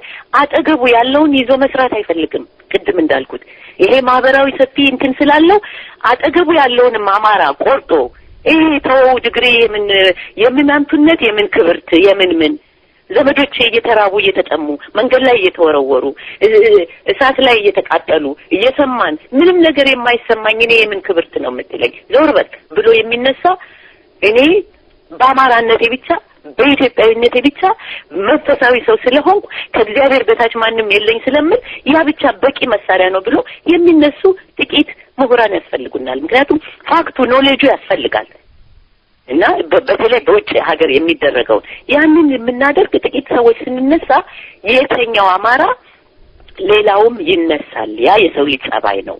ግን ጥቂቶች ግን ለመቃጠል ለመሞት ስማችንን ለማስጠፋት ሬፑቴሽናችንን ለመውሰድ ሙያችንን ለማርከስ በፈለገው መንገድ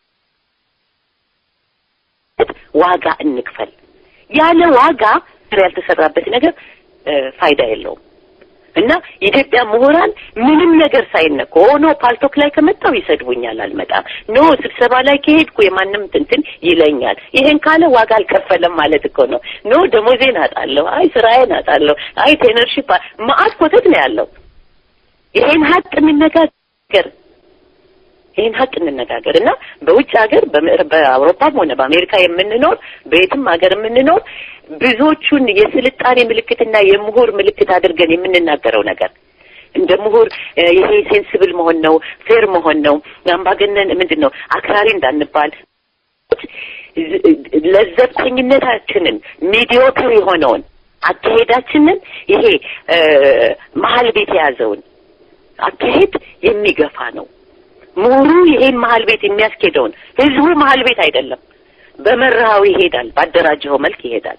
ምሁሩ ግን ይሄን መሀል ቤት ግደለም እከሌን አታስከፉ እከሌን አስከፉ የሚል ነገር አይደለም።